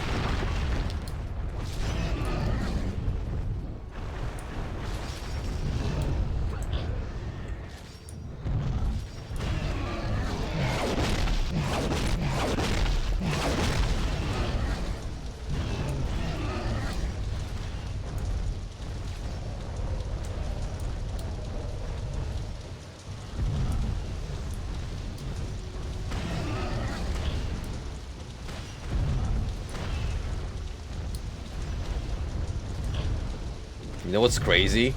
I don't even have an incentive to fight all those guys. It makes sense for me to just rush into the exit.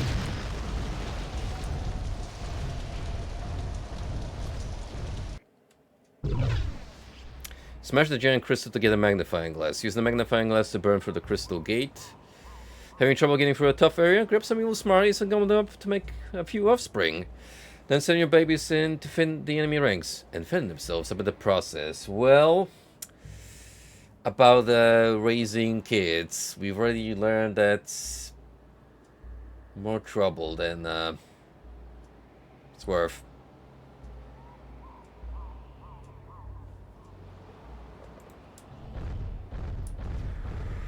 Well, have you considered that maybe this was a little bit disappointing to you, even as a kid, that you were like, yeah, maybe it's best if we just erase it from memory?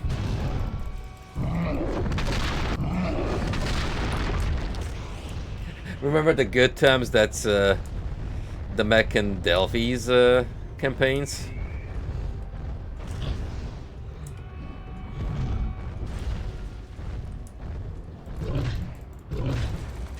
The irony of me bringing up Delphi when she's technically parading as Kabuto in this chapter.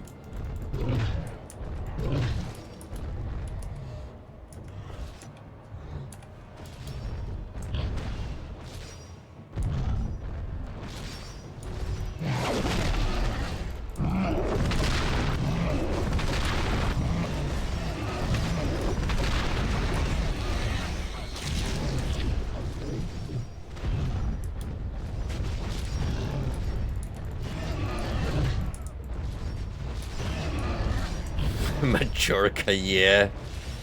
The writing dates this game for sure. You can just tell it was made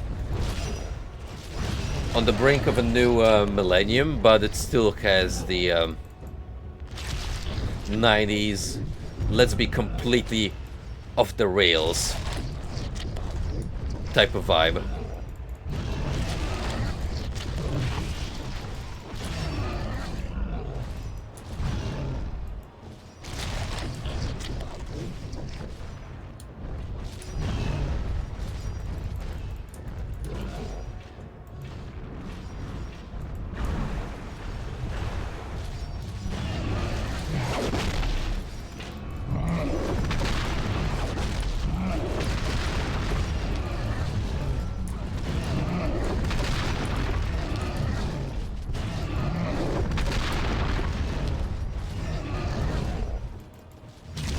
On the one hand, we don't have any base building to do, which I did raise the question of whether they were gonna try and adapt this feature into Kabuto's stretch of the story. Doesn't look like it.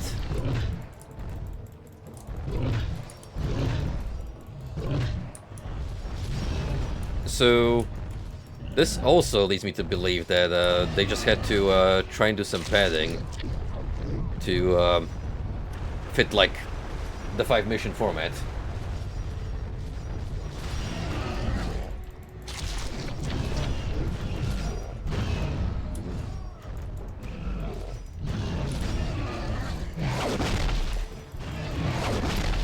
When I was growing up,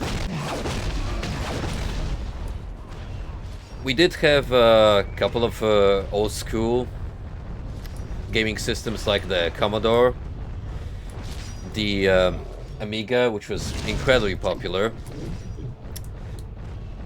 In Euro period, I mean, you being a British person might also recall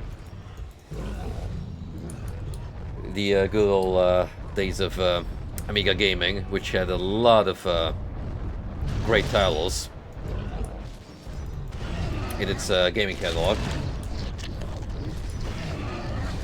As a bit of fun trivia,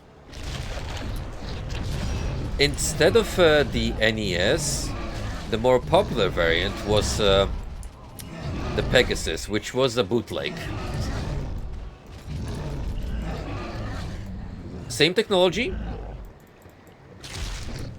repurposed, and it came with those 500 on one game cartridges.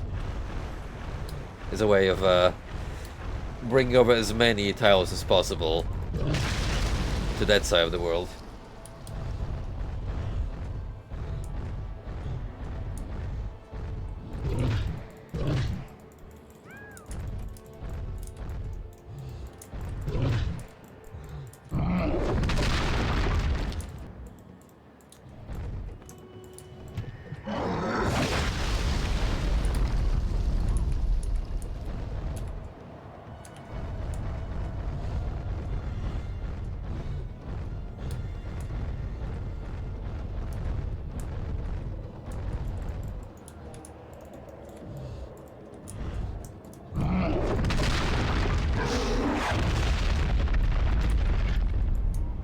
You can actually kill the Reaper Man without destroying this ballista thing.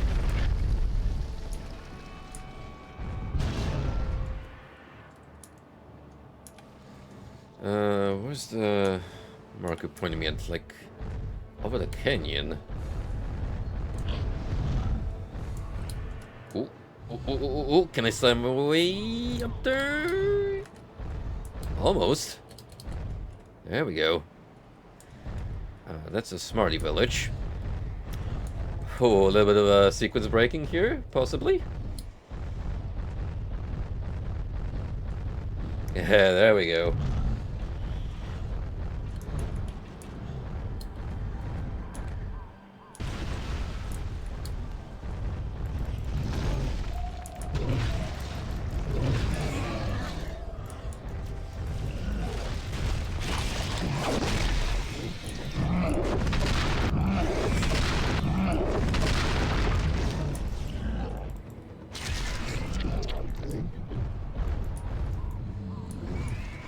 What are you doing up there, mister?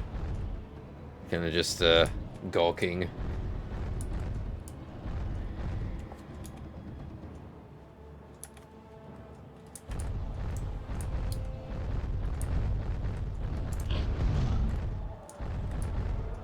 Oh, he has no idea what I have installed for him.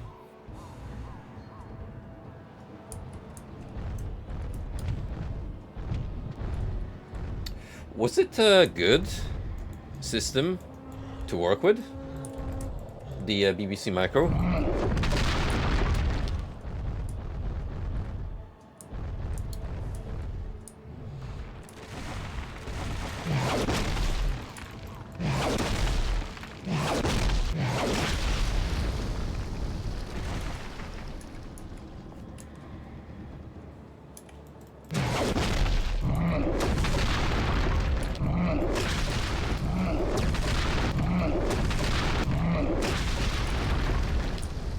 Ah, so most likely the government struck a deal with the manufacturer,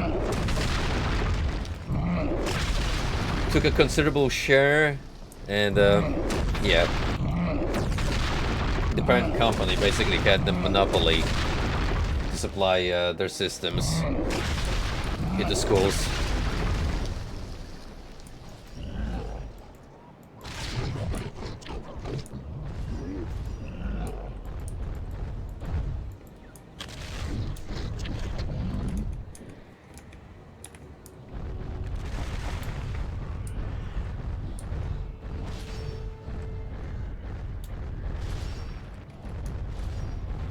Okay, see a volcano there. Could be helpful. First I'm gonna get rid of this sentry, because it is annoying me.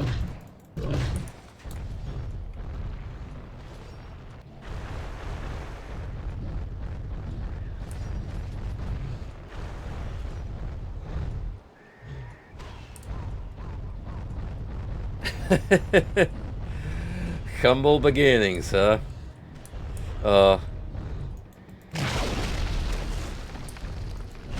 Don't you ever just love when you learn that someone you really appreciate, like a celebrity, started out their career in the least expected direction you could conceive? One of the top examples for me is Peter Jackson, since we're on the subject of Lord of the Rings. The man who before was handed to Tolkien's IP directed B horror movies, including Brain Dead / Dead Alive, one of the goriest horror flicks in existence. And yes, Meet the Feebles.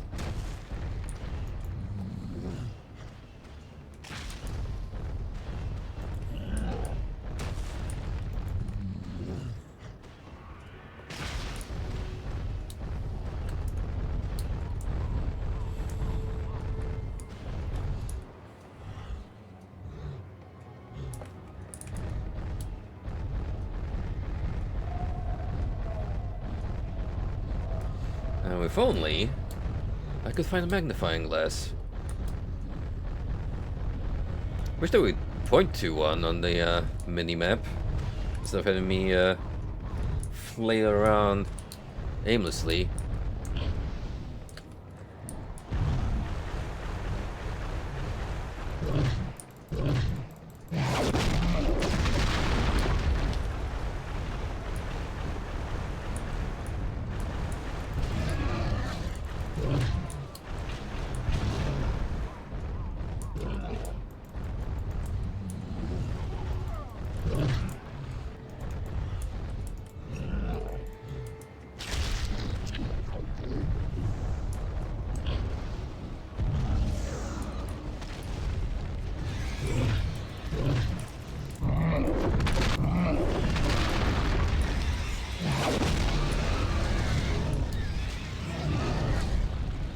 On fire.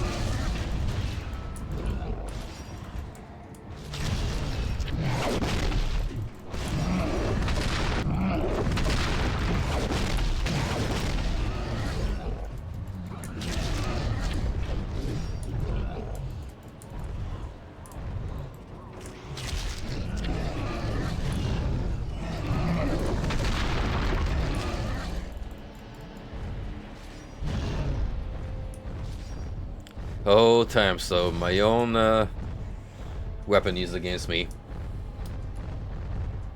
Speaking as someone who adored slowing down time when playing as Delphi.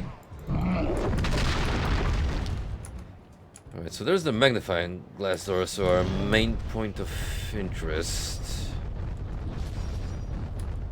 Now I just need to find a crystal.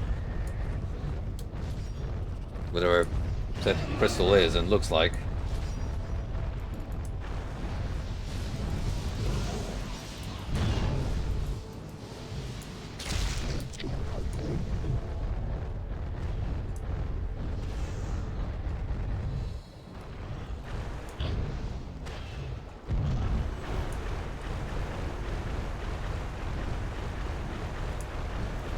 I told you, it was pretty prevalent back in the day. My childhood friend owned one while I had the Amiga, so we would just go to each other's places and play in either system depending on what we felt like.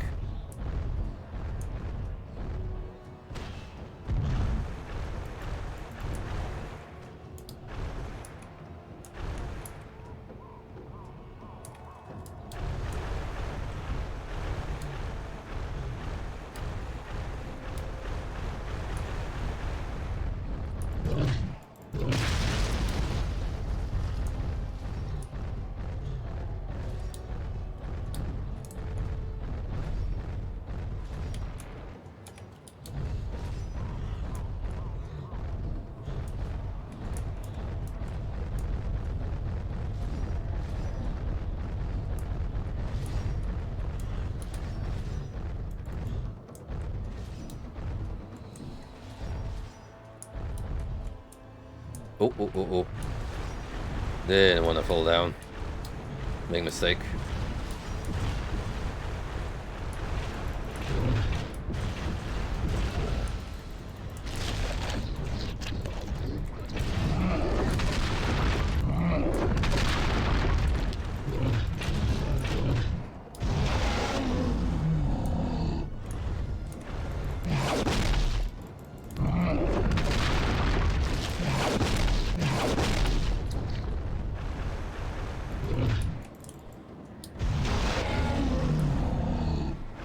Yeesh.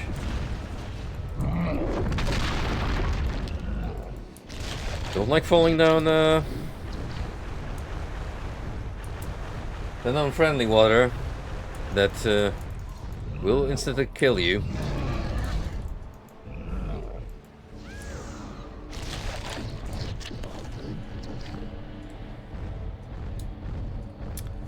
Some of my most fond games on the Amiga include Super Frog,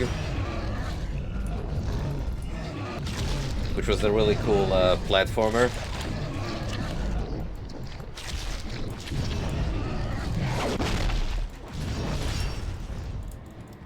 Other classics include North and South, Cannon Fodder.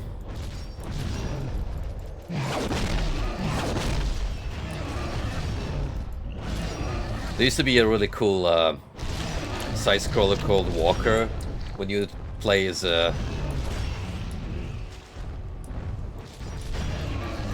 Ed from RoboCop and just shoot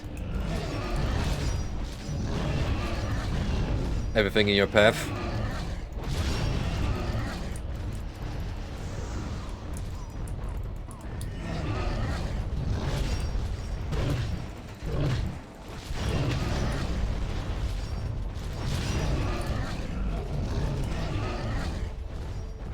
Oh.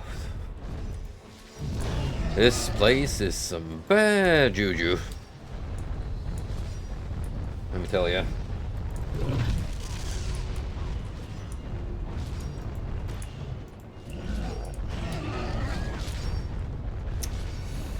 However, I got the MacGuffin, so there's that.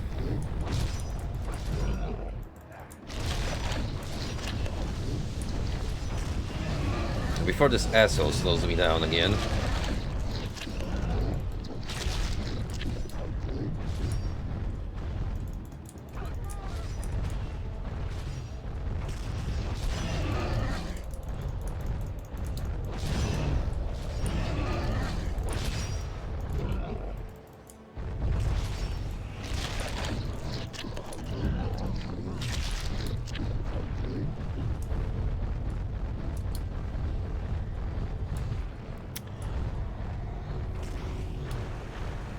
Yes, it is absolutely corny how I just spam the grab feature on every single unit that so much as skills in front of me, but it works. It is a sufficient method of conserving my oh so precious HP.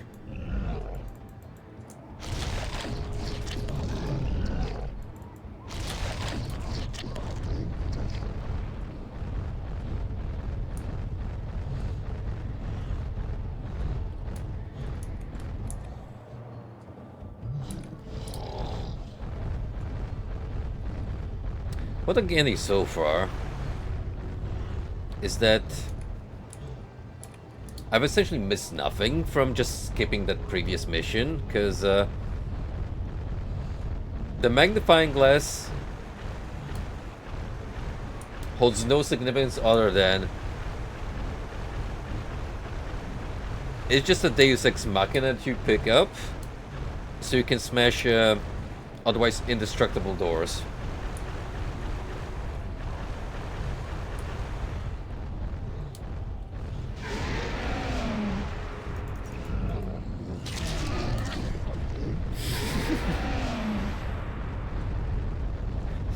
Human-sized Kabuto grabs you and immediately grows back to full size.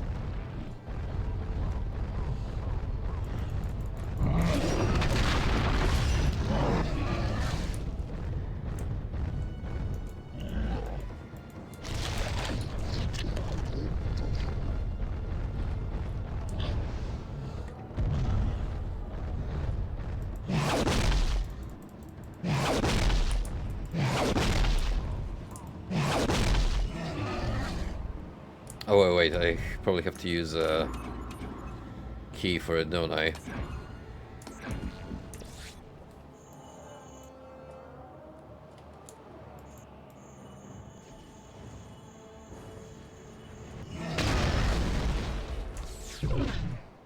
Destroy the last Reaper fortress. Break for the seal gate to get the rest of the island.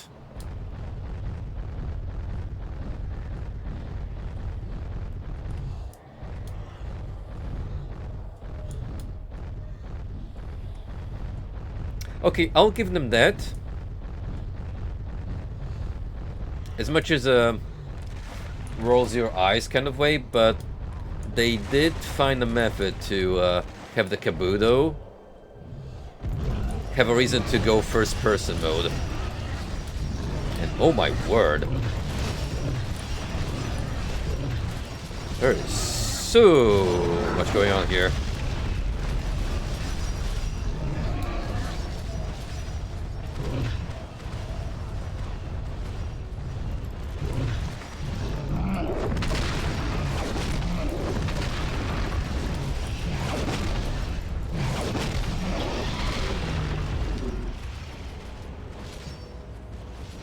Yikes.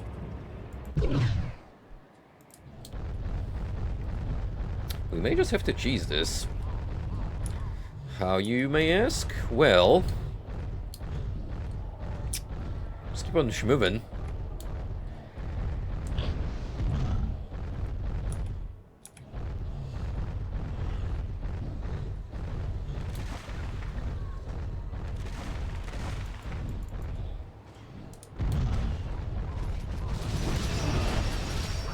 Or I could just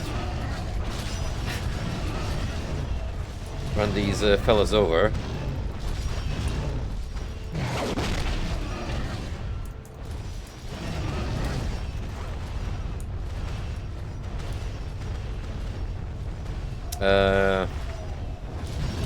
Nah. They will get me killed regardless. There's too many of them spawning in.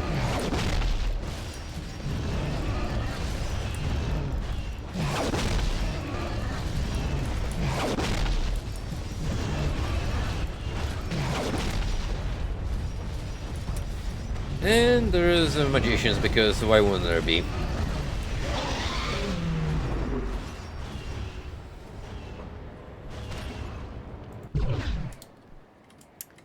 this is pretty brutal. Even for one big boy.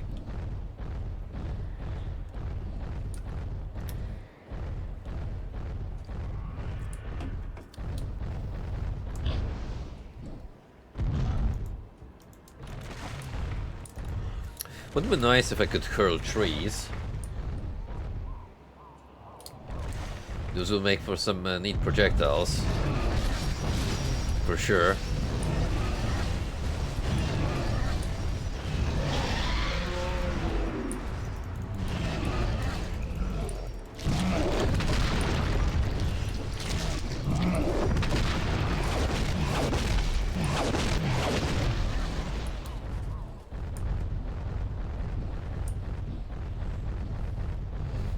Yo, the speed run.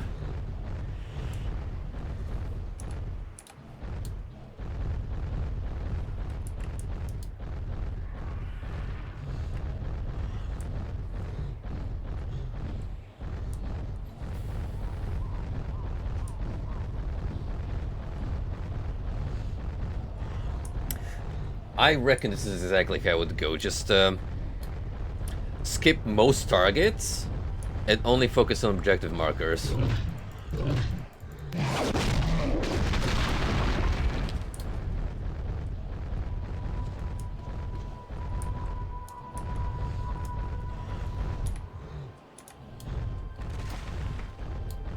Yeah, but that's also what makes them so charming, especially like the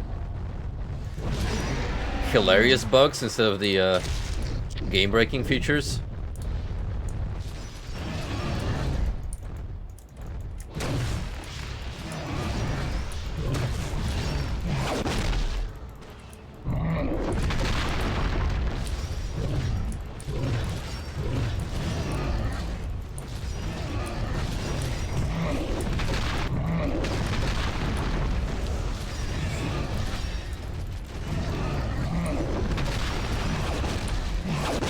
And then you have games like Morrowind, where sometimes you just can't tell immediately whether what you're doing is a game balance issue or it was intended from the get-go. Like, yeah, let me just chug a bunch of Sujama jugs and raise my strength to 1,000 points.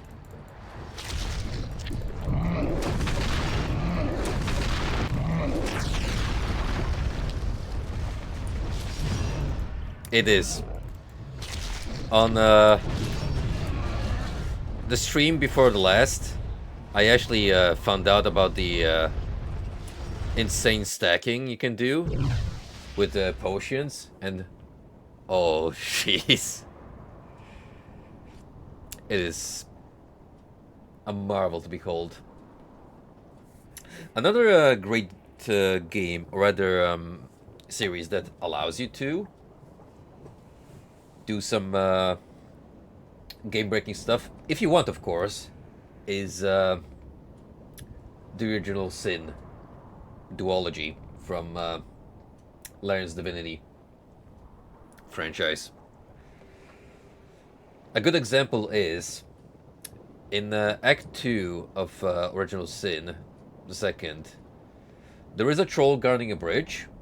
He's level 18, and you start off roughly around the 10th level mark in Act 2. So finding him very early on into that leg of the journey is like, well, what the hell do I do about it? How do I even get around?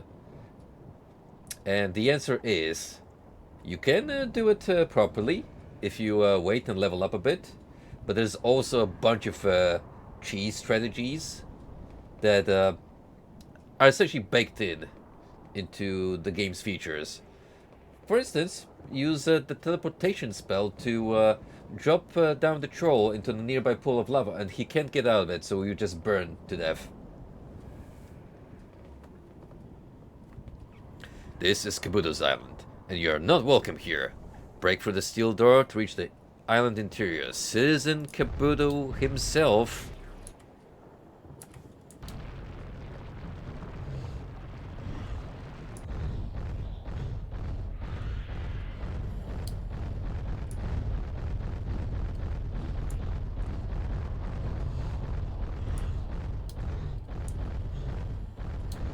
Oh, you can tell we're approaching the last stretch of this part of the plot when we got all the nasties piled up.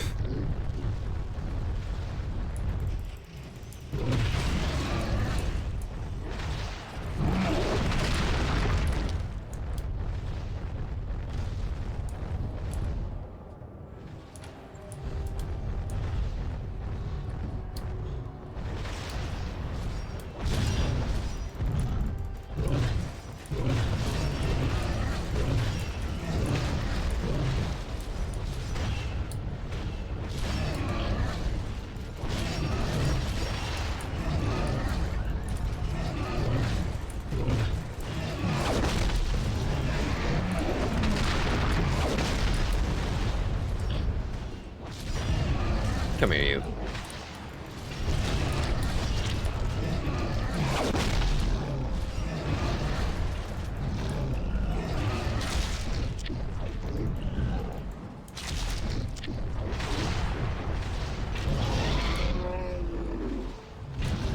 What happened there? What the hell hit me? They almost died.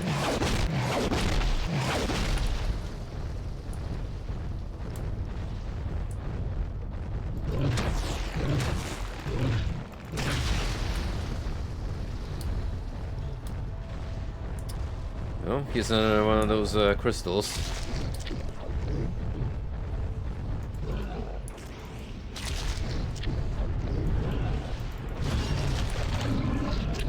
So we're surely gonna have to play more around with that.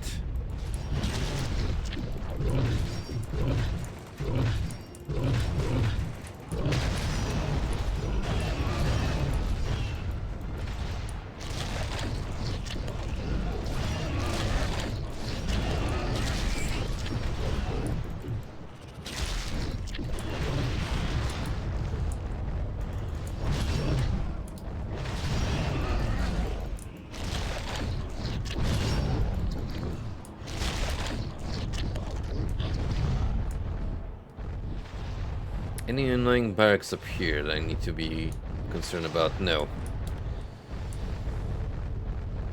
There's one up there, which I will want to destroy for sure.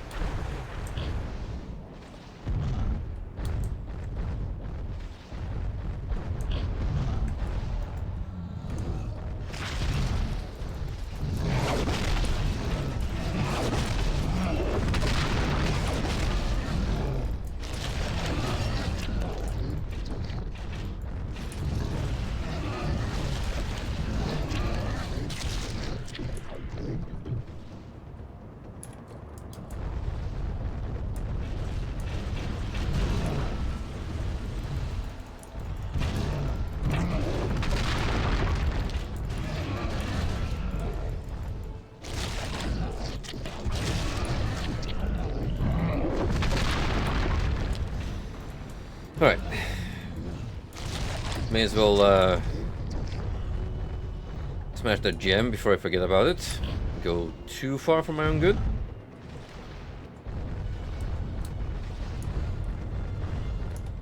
We got a village here in case we need heals.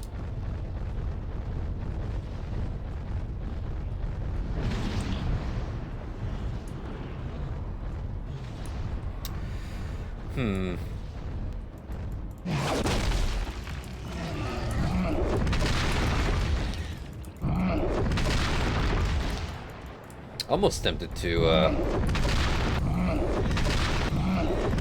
get some summons and feed them the Vimps.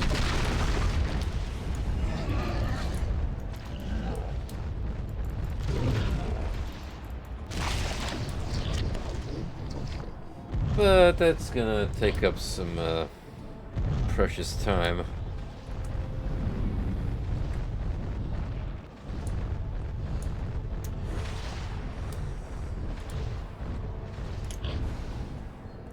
It's a cool feature on paper. You having your own little organic followers they can give commands to, but the setup just takes too long and it's clunky.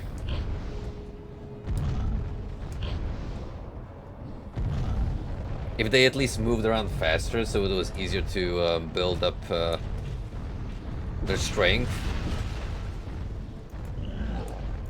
I would consider putting in the extra effort.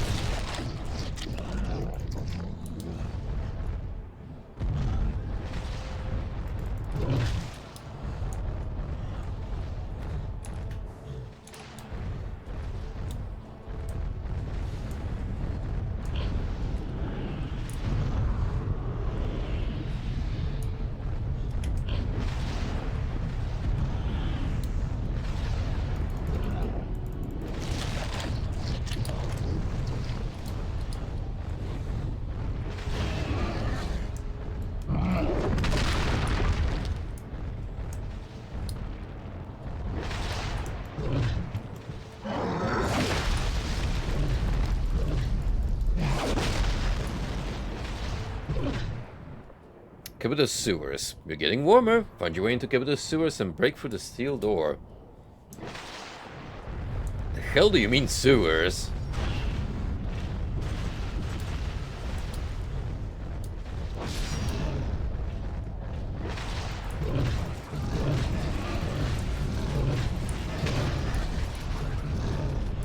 Hey, I don't blame you. It's well past midnight and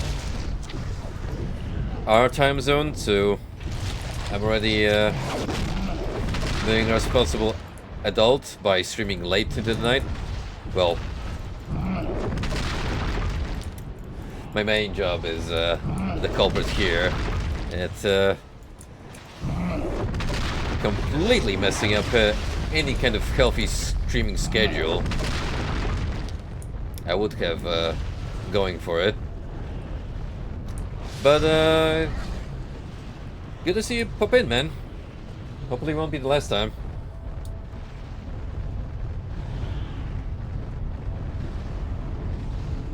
Wait, why did I pick up the crystal on the previous stretch? I didn't get to use it a single time. Unless it was for optional stuff.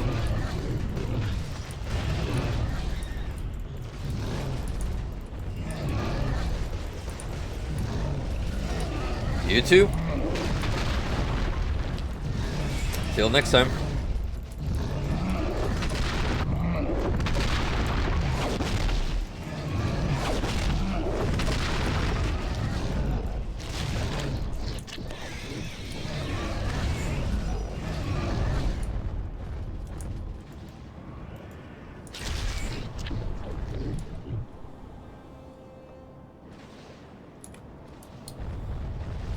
I'm gonna wager there's gonna be another checkpoint on the next serpentine turn I make.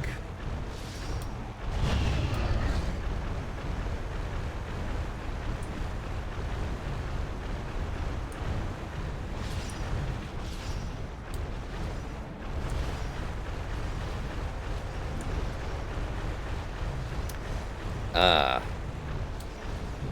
A legitimate excuse to actually use the gym.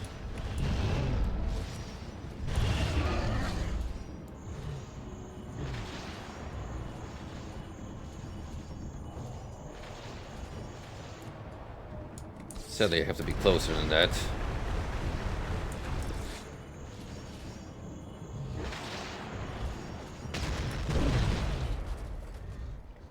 Nope, that went faster than anticipated. Climb to the big fight.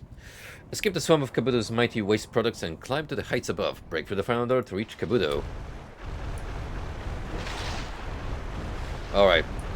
My hope is that the finale will be pretty hype. And given that it's building up to a mirror match of two Kabutos squaring off, Oh, please let it be. Please let it be great and memorable.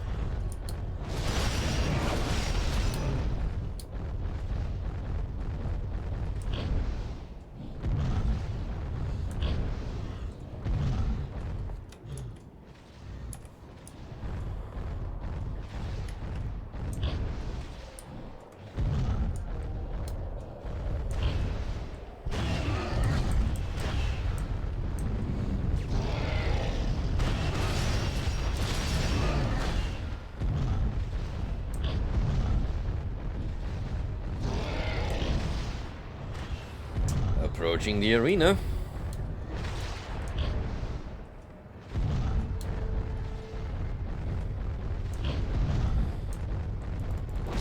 They sure are doing their damn hardest to keep me away.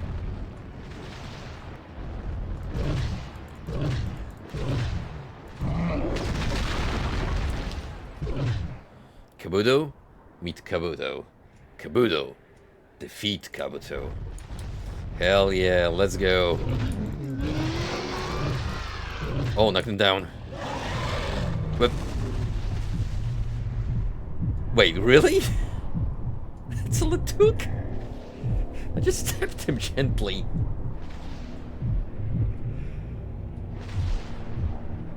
No way. Dude, no way. Huh? That's gotta be a... Okay. Yep.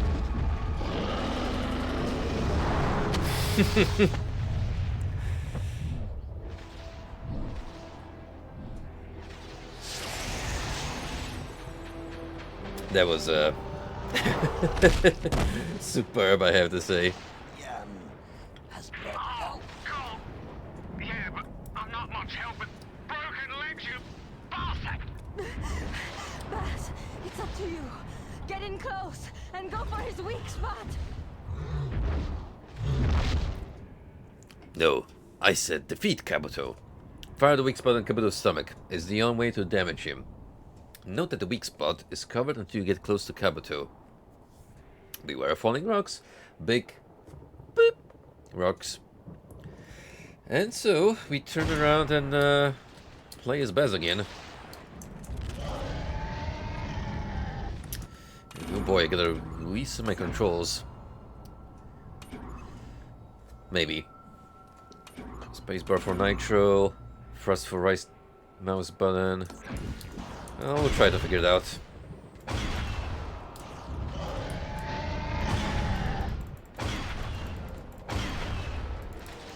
Ooh, aiming for that weak spot is quite a hassle. You gotta be super precise.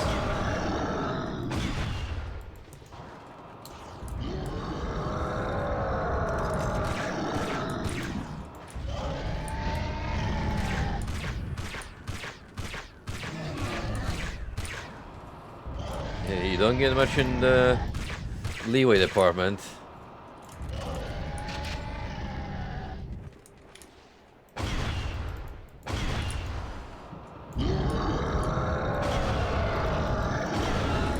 Well, zooming helps. So, there you go. That's how I meant to do it.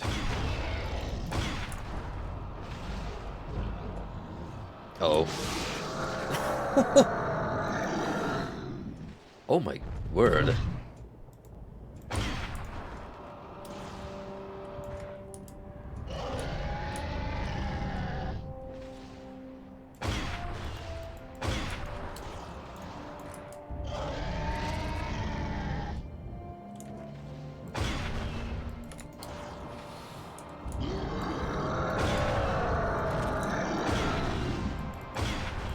You know, maybe if he didn't move around so much.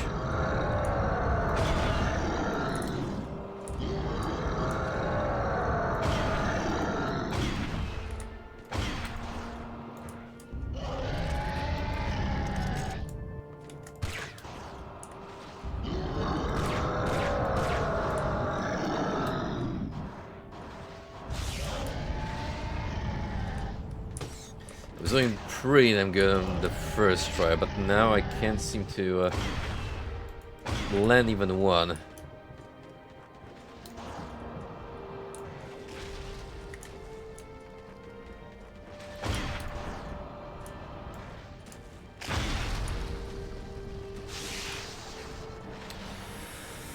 Well, that's an instant kill.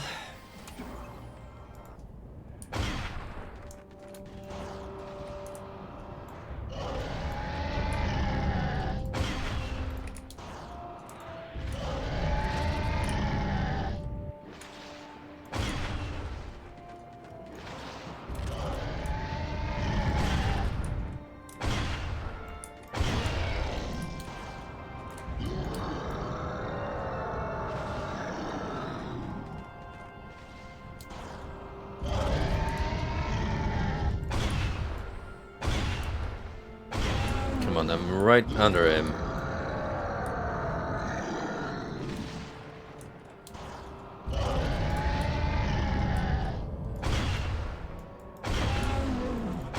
Here's a fun fact. When he falls like run under you, you don't receive any damage. But you can get grabbed.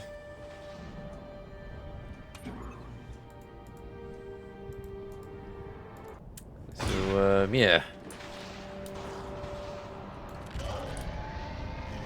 Uh-oh. I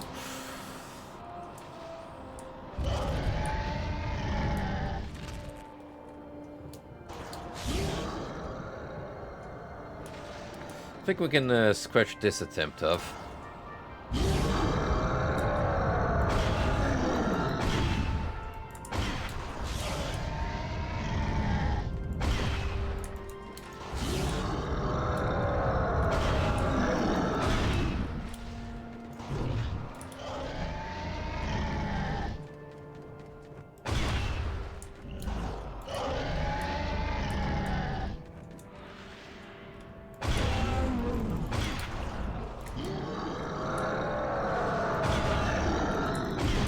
Oh, he's going for the grab more often now.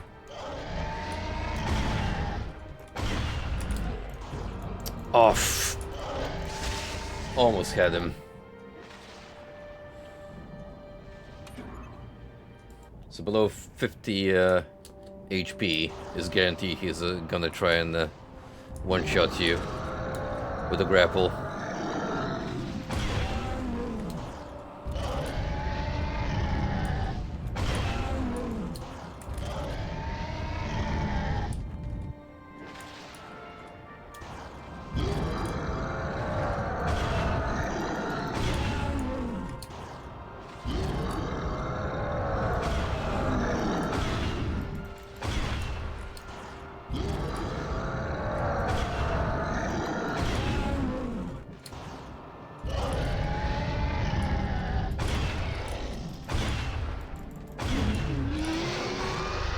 Is that it? Hell yeah. Took a little bit of cheesing, but we got this threat.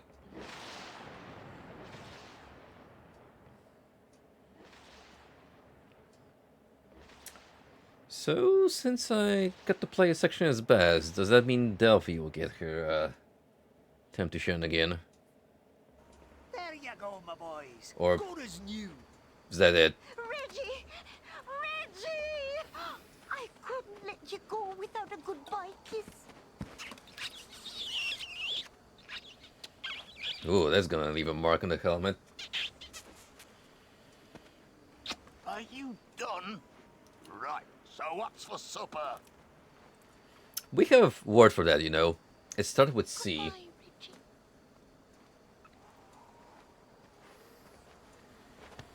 What the bloody hell's that? I appreciate the continuation of I want you all to know I'm all right. And apart from all the fire the and plot line stuff, of her really having the isn't that pink bad eye there. dealt by the husband. Joyce's potatoes would be nice. And some peas on the side. Oh, lovely. I'm right out of it. Jan, I want to thank you for everything. And remember remember what I told you about that eye operation? Oh, yes, soccer, right? That's what you were saying, right? Is there something you boys want to tell us? Right. So you're coming, bourgeoisie?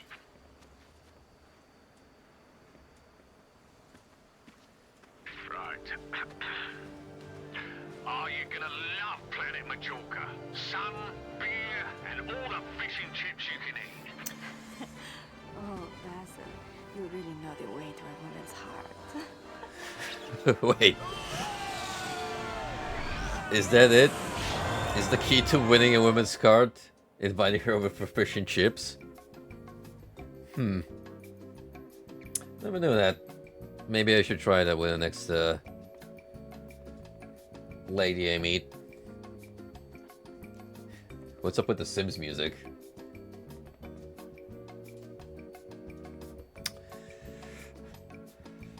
Well, I gotta say, this was an interesting experience, dear viewers. I know I'm gonna sound like a broken record, but it is worth reiterating. This was a pleasant surprise compared to the MDK games that I played in the past. The DNA is definitely here, and it's a spiritual successor. But for the most part, I think Planet Moon Studios managed to take the concept and improve upon it. Unfortunately, it has... you could feel the burnout by the end of our journey with Kabuto's campaign. Starting off pretty strong, but then taking a nosedive and delving into more of the same. Like, compared to the mechs and Delphi, they ran out of ideas.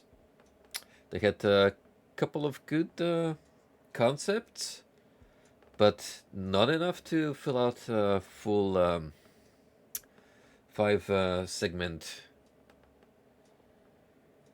sequence.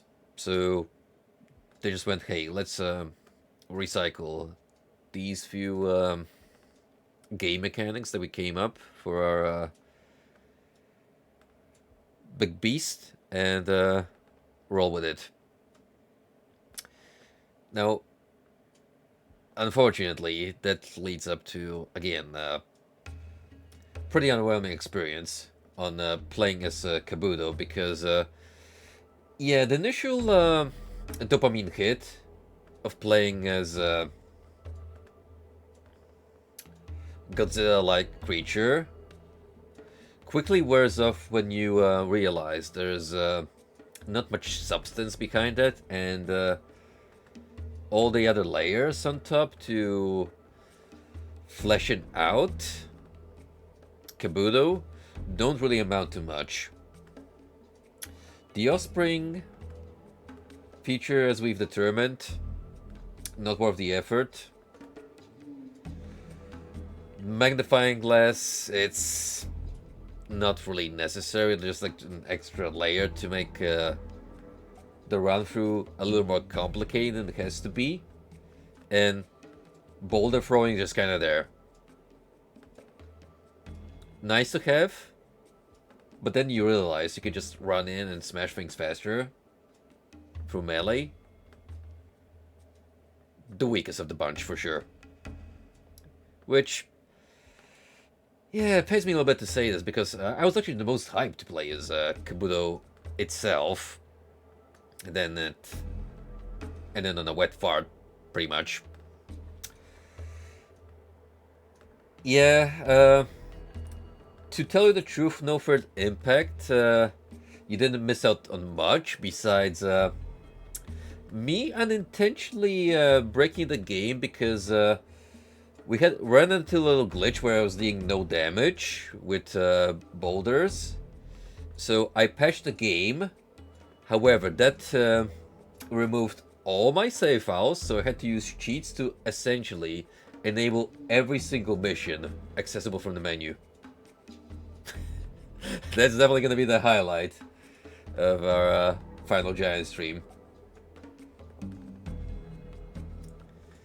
Good thing there was an easy way to essentially pull up a backup. Planet Moon Studios. Former Shiny devs.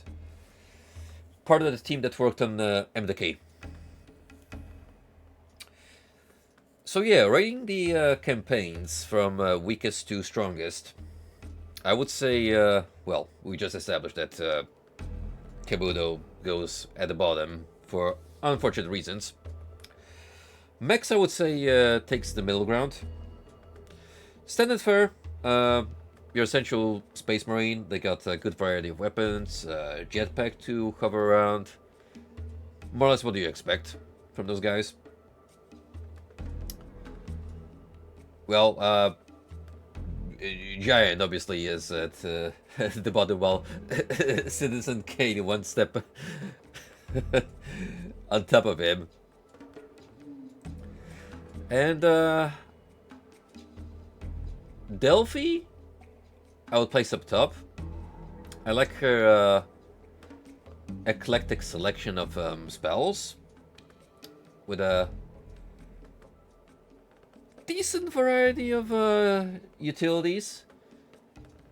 I especially enjoy the stopping time to mow through enemies faster. The Hail Storm had an interesting feature where you took a bird's eye view and basically manually pointed where you wanted the projectiles to land on Earth, which is neat. And also, she's just kind of fast by default, easy to maneuver around, so yeah, just felt like the most entertaining out of the bunch to play as.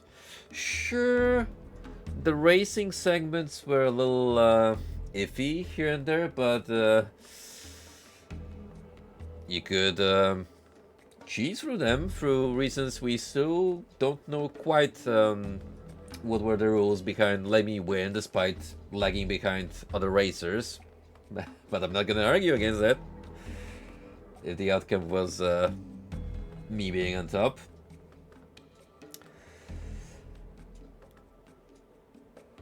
Alright, what else do we want to talk about? Visually, as we established, despite the aged engine, still looks decent, especially when running on mono resolutions. The soundtrack, one of the strongest suits, for certain. I mean, for goodness sake, we have Jeremy Soule and Mark Morgan credited for the compositions. That is an extremely strong lineup.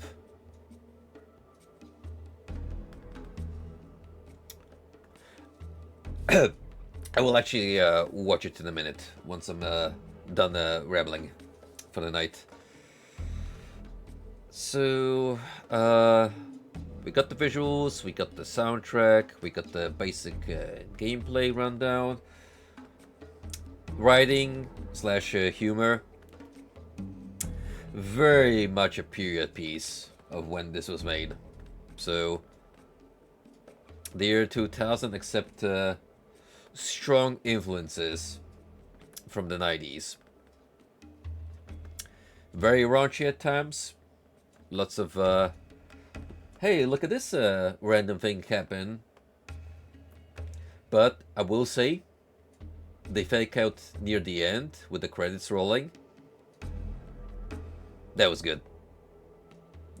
That alone, I feel, redeemed any kind of shortcomings or jokes in poor taste that we've seen quite a bunch, actually. But if it all led up to that singular moment, I'm willing to turn one blind eye away. Would I recommend this game overall? Yeah. I feel like if you're into this sort of thing, it is worth checking out on your own. Now, Fenker did say that Shiny, this other game, Sacrifice, still has an active multiplayer scene. I wonder if there's anything going on in Giants. Search internet and land for games.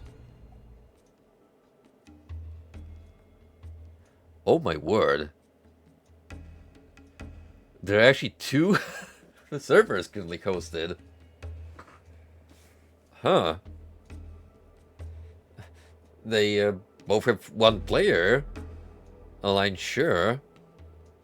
But the fact that there's anything going on here? That in itself is like incredible.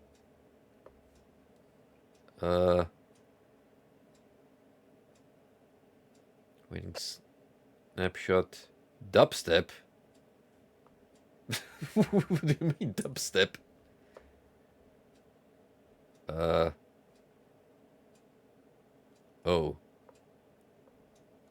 Did the game freak out and crash? I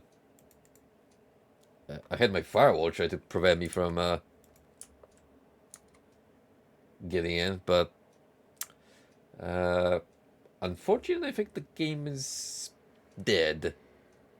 Like, it actually just straight up froze.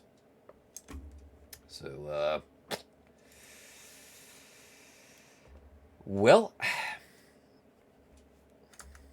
so much for that. Alright. Before I head off for the night, let me actually peep at what no further impacts sent my way. Dudes, Barack and Donald, this little blonde megabuster riding my back, I shit you not. She eats SSDs like chocolate chip cookies. And she lets me hack robots to death. Funniest shit I've ever seen. Hey, hi, Joe Biden. Oh, man. Oh, we're actually reaching to a dangerous point where soon you'll be able to make such convincing shitposts that you'll be able to tell them apart from the real deal. I mean, hey, for all you know, Joe Biden could be a gamer, and Pragman is on his wish list. But that Minecraft eating sound clip, I don't know what it is about it, but no matter what you put it in, it always enhances the final product. Well, anywho, guys, thank you for tuning in to Giants. It was worth a visit. I mean, we didn't spend too much time on it. Typical, what, like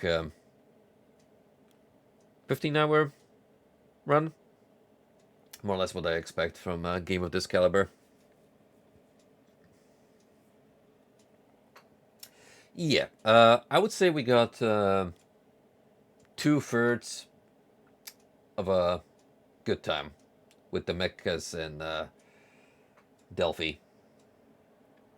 Too bad Kabuto couldn't live up to the hype, especially since his name was on the goddamn cover, but oh well.